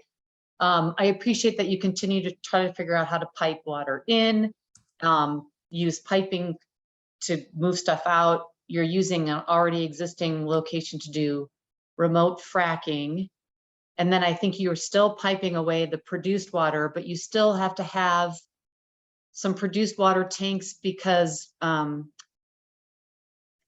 you need pressure. So just piping, you can't just pipe, you need to have those tanks to create pressure. Am I understanding that correctly? Because I was wondering why you needed produced water tanks if you're piping it away. That's a really good question, Commissioner McGowan. And I think probably the best way to describe this, and thank you for listening to us over the course of the last several OGDP hearings and learning a lot about our infrastructure. What's unique about these pads is that we are piping directly from these locations into one of our main water lines. And this main water line effectively connects the Rhine Gulch asset from one side to the other. And what the tanks actually provide for us, and they're necessary for this purpose, is with this main line, we pump in two directions. And let me back up. There's two ways to manage water. There's trucking the water and there's pumping the water. So what the tanks provide for us is the flexibility to manage water when there are downtimes related to that pumping activity. And when that would occur is when we're actually pumping, using that main line to pump water to a pad from a facility, a centralized facility. So it's impossible to pump water from every pad at all times, because we're effectively pushing water in two different directions throughout that system. So what those tanks provide us is an ability to store the water that's produced from those wells and be able to turn the system on and off, the pumping system on and off, and provides that flexibility to move water where we need it throughout the field. Thank you. So you still are reducing or minimizing truck traffic. Absolutely. Because you're storing it, you're still piping it, but you have the flexibility to turn things on and off.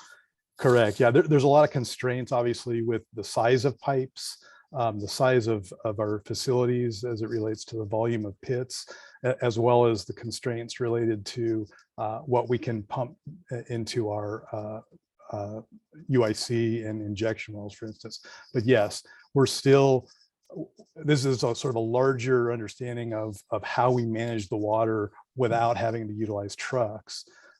And the tanks serve as that sort of intermediary to be able to manage that water in a way that allows us to pump as opposed to truck, but still collect water that's pumped, that's collected from each well, if that makes sense. Oh, that's interesting. Thanks for the clarification. I also noted and appreciated in your application that from a nuisance perspective, you're only going to have lighting on site during the pre-production and up until production, and then the lighting goes away. So there should be kind of minimal impact to wildlife in the area. So I appreciated reading that. And that, Commissioner McGowan, is a standard in terms of how we design our facilities in this area. Again, it's in the middle of nowhere, but we know that there is wildlife that exists throughout this area. So lighting is something that's unnecessary for these production facilities. You're muted, Mr. Chair. Commissioner Ackerman. Thank you, Mr. Chair. I appreciate that. And I just wanted to say, when I saw the location of this proposed development, I expected to have all kinds of wildlife concerns. The Piance is a breadbasket for deer in this state, and great black bear habitat. As a matter of fact, President Theodore Roosevelt used to come and set up shop in Glenwood Springs and hunt mule deer in the Piance. That said, I find that this application is well within the confines of our regulations. I think the BMPs that have been proposed are appropriate and protective of wildlife within the lens of our regulations and within the lens of Senate Bill 181. I don't have any substantive comments associated with wildlife other than I appreciate the work that was done preemptively to ensure that we can do this development in the way that's the most wildlife friendly possible. Lots of times when people talk about developments being out in the middle of nowhere, that means they're smack dab in the middle of wildlife habitat. And that's the case here. What's different here is that many times when people talk about that, they think that there are no impacts. In this case, The applicant has specifically noted that there are impacts because it is in the middle of wildlife habitat and appropriately provided for avoidance, minimization, and mitigation, certainly in a way that's satisfactory to this commissioner. So thank you for your application and appreciate the good work. Commissioner Cross. Thank you, Mr. Chair, and thank you for the presentation. I thought this was a very good application, and actually Commissioner McGowan asked one of my first questions was going to be talking about the pipeline issue with the produced water. One of the other things I wanted to ask about was if you have any updates.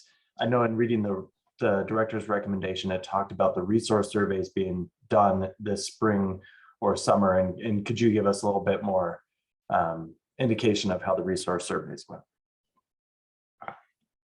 Thank you for the question, Commissioner Cross. I will have to get back to you on that. And if my colleague is listening, he can probably shoot me a quick message here. But I believe that those resource surveys are sort of a requirement, not only under the OGDP development, but certainly with respect to what BLM is requiring. And so I think potentially because we're seeing or expecting that the EA will be approved, those are on schedule. But at this point, I don't think there's anything substantial that we have on that. But as we get more information, I'd be happy to share that with you.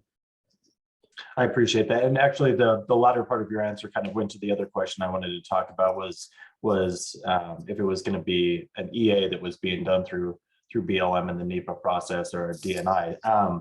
And do you have any updates on how that EA process is going? I assume at this point in time, any kind of communications with them has been worked out and it's just kind of waiting for the final decision making on that end? Thank you, Commissioner Grosh. Yes, that's correct. I actually spoke with a representative from White River Field Office yesterday. We've been in contact with BLM for several months through this process.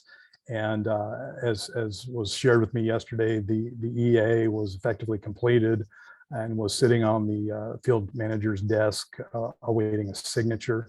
So we're expecting, as Mr. Jewell alluded to earlier, that once that signature is bent and we see an approval on the EA, that our rights of ways and APDs will come much sooner after that. And do you know whether there was any significant public comment in the EA as it was being prepared? I'm not aware of any public comment that was lodged. Thank you. Yeah, thank you. Further questions?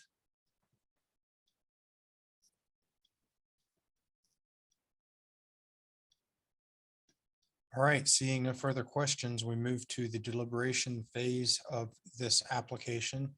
Does someone desire to lead off on deliberations?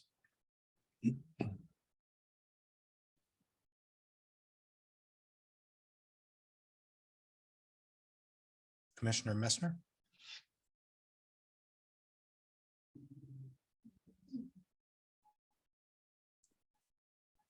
There we go. I was struggling with the mute button. So in reviewing the application, I think the application does, as Commissioner Ackerman indicated, meet the rules associated, meets all the rules as applicable with the COGCC. I appreciate that the EA is on the White River Fields office desk, ready to be signed, and I don't have any issues with the application and would move approval of this particular OGDP. We have a motion. Do we have a second? I'll second. Motion and a second. Is there further discussion? Seeing no further discussion, all those in favor signify by saying aye. Aye. Aye. Any opposed? The application is approved. Thank you, gentlemen. Thank you, commissioners. We appreciate your time here and always a pleasure. Very good. Okay, commissioners, we have one more matter on our agenda, and that is an update from Commissioner Messner on Martinez Irwin Fund projects. Commissioner Messner, the floor is yours. Thank you, Mr. Chair. We'll see how this goes. I'm having one of those days where words aren't coming to me very easily, and it's really frustrating. But I sent you all an update on the Martinez Irwin Fund public projects that gave a little bit of a background. I highlighted some of the projects that were associated with the initial order, as well as some of the projects that were approved following that order. One of the things that we had talked about was a desire for the commission to hear presentations or updates either on completed projects or projects in process from all of the previously funded projects that were funded through the Martinez Irwin Fund. And those are all either scheduled or are going to be scheduled shortly. The summary of those were included in the memo that I had sent everyone, and happy to answer any questions that you may have on those, but I don't think we need to go through each of those individually. I think Kate Fury did provide some updates to most of the projects that were associated with previously funded by the Martinez Irwin Fund. I think the plan of action at this point is to hear from all the different previously funded projects, allow commissioners to ask questions and fully understand what those projects are, what the goals and objectives are, and where they are in the process of the specific projects. And then to get everyone on the same page, make sure everyone understands where we've been and where we're at, and then have a discussion to see how we want to handle any future projects associated with the Martinez Irwin Fund. I also included in the packet a spreadsheet that shows funds that have been allocated to date and the remaining balance associated with the Martinez Irwin Fund. The remaining balance is $7,413 or $413,016. That was as of June of 2022. As I indicated in the memo, the overall goal for the public project, additional public project portion of the order that created the Martinez Irwin Fund was to fund projects that aid the COGCC in its mission to protect public health, safety, welfare, the environment, and wildlife resources. Based on the discussion that we had a work session a few weeks ago, some of the highlights that came up from commissioners during that was to think about future projects as far as how they comply with the intent of the order, that we allow maximum discretion in the utilization of the fund allowed by the order, that there should be some consideration as to whether a proposed project ties into or is compatible with previously funded project, that it potentially builds upon previous research, that the proposed projects have clear and measurable goals and actionable items that tie into the COGCC mission to protect public health, safety, welfare, the environment, and wildlife resources, that the proposed projects have clear reporting requirements and an understanding of how we could use the data, that there be some consideration for use of matching funds outside of the Martinez Irwin Fund, that there be clear communication between the COGCC, the CDPHE, and Kerr-McGee on proposed projects for funding moving forward, and to make sure that we create opportunities to solicit feedback from COGCC and CDPHE staff to understand where we have gaps in data and what questions we want answered.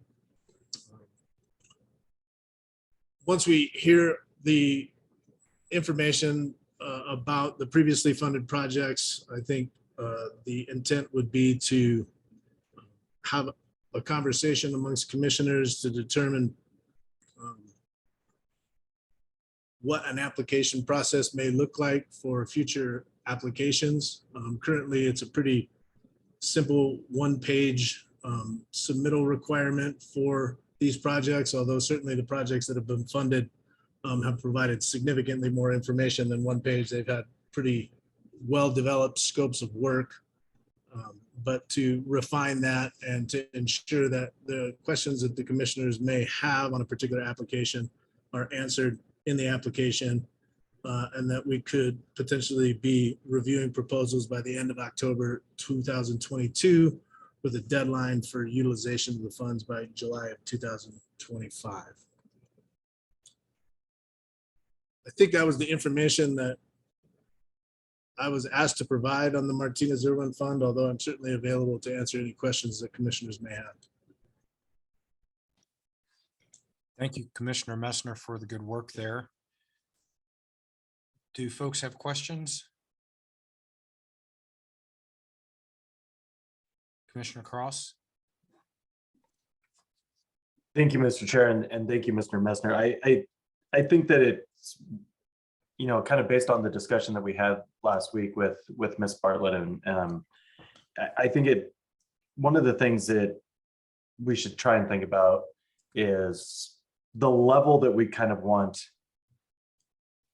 and what comes to the commissioners at what time. And kind of by that, I know that last week, a lot of information was provided to us in a kind of short amount of time.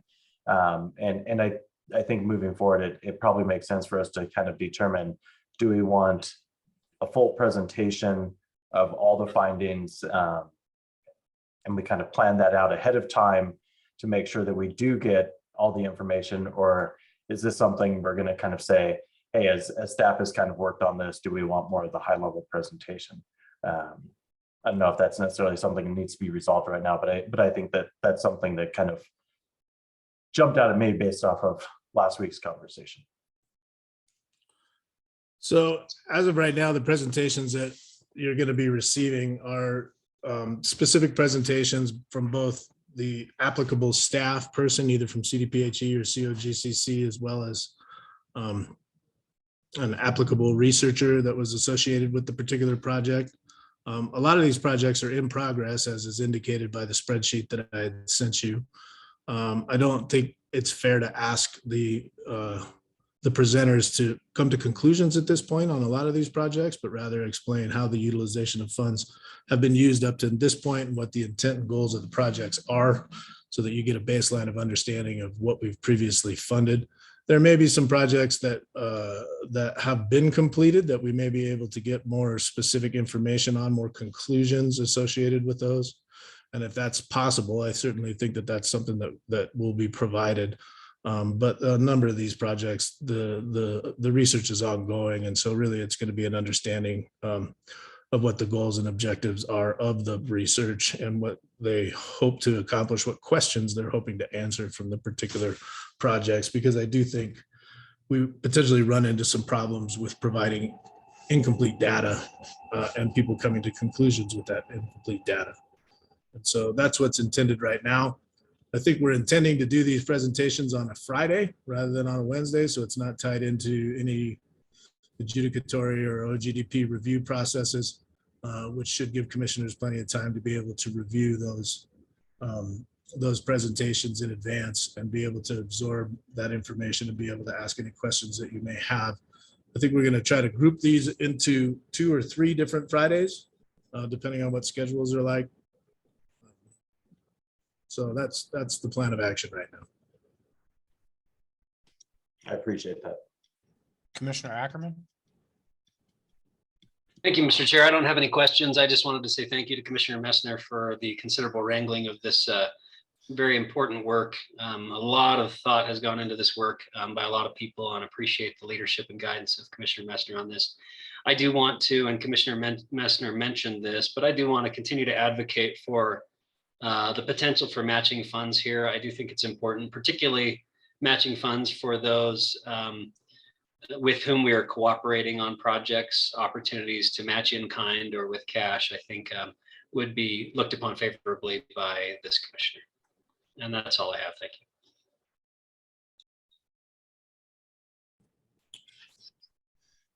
Mr. Chair, there's no other questions. I do have one other Martinez-Irwin Fund associated matter that I need to discuss with commissioners. Go for it. So as part of the initial order, there was funds that were allocated for, give me a second, I have to pull up a couple of things here. There was funds that were allocated for a mobile air monitoring van, the Moose. And as part of that, there was $250,000 per year for 2 years of operational expenses that were included in that.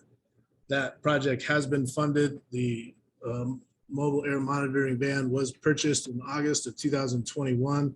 The funds were allocated to CDPHE in January of 2021. Due to staffing issues, CDPHE has been unable to utilize some portion of those funds. And there currently is, depending on how you read it, either a deadline of January of 2023 or August of 2023 for the full utilization of the funds, which is $500,000 total for operational expenses for the utilization of the Moose. CDPHE is requesting an extension of that so that they are fully able to utilize the 2 years of operational expenses that they've been allocated in that initial funding request that was within the original order. And so they're asking for an extension to the end of 2023 to be able to fully fund 2 years of operational expenses now that they have the staffing necessary to do so.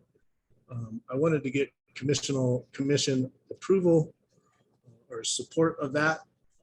Should the commission be interested, and then I can formalize that moving forward. This isn't a new request. This is just an extension of previously allocated funds. That is fine with me as one commissioner.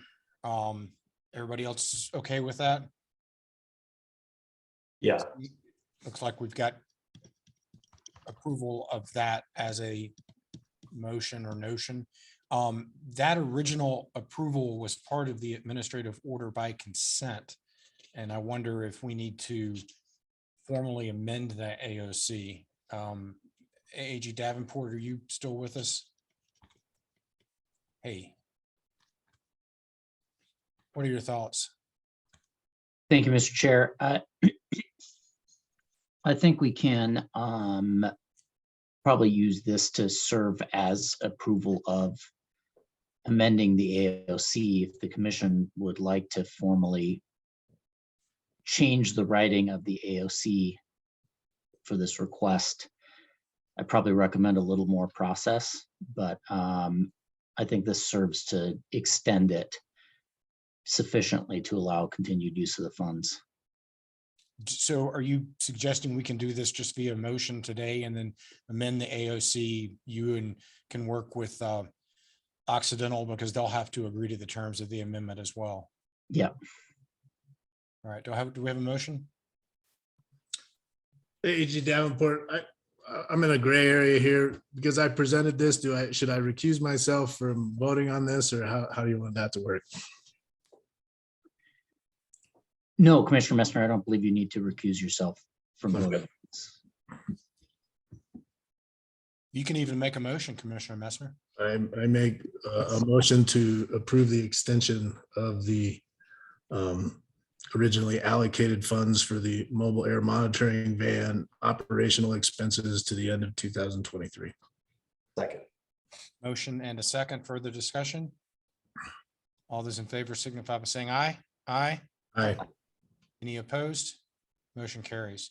So AG Davenport, we'll let you take over the lawyering of that so that it gets I's dotted and T's crossed. And thank you for that.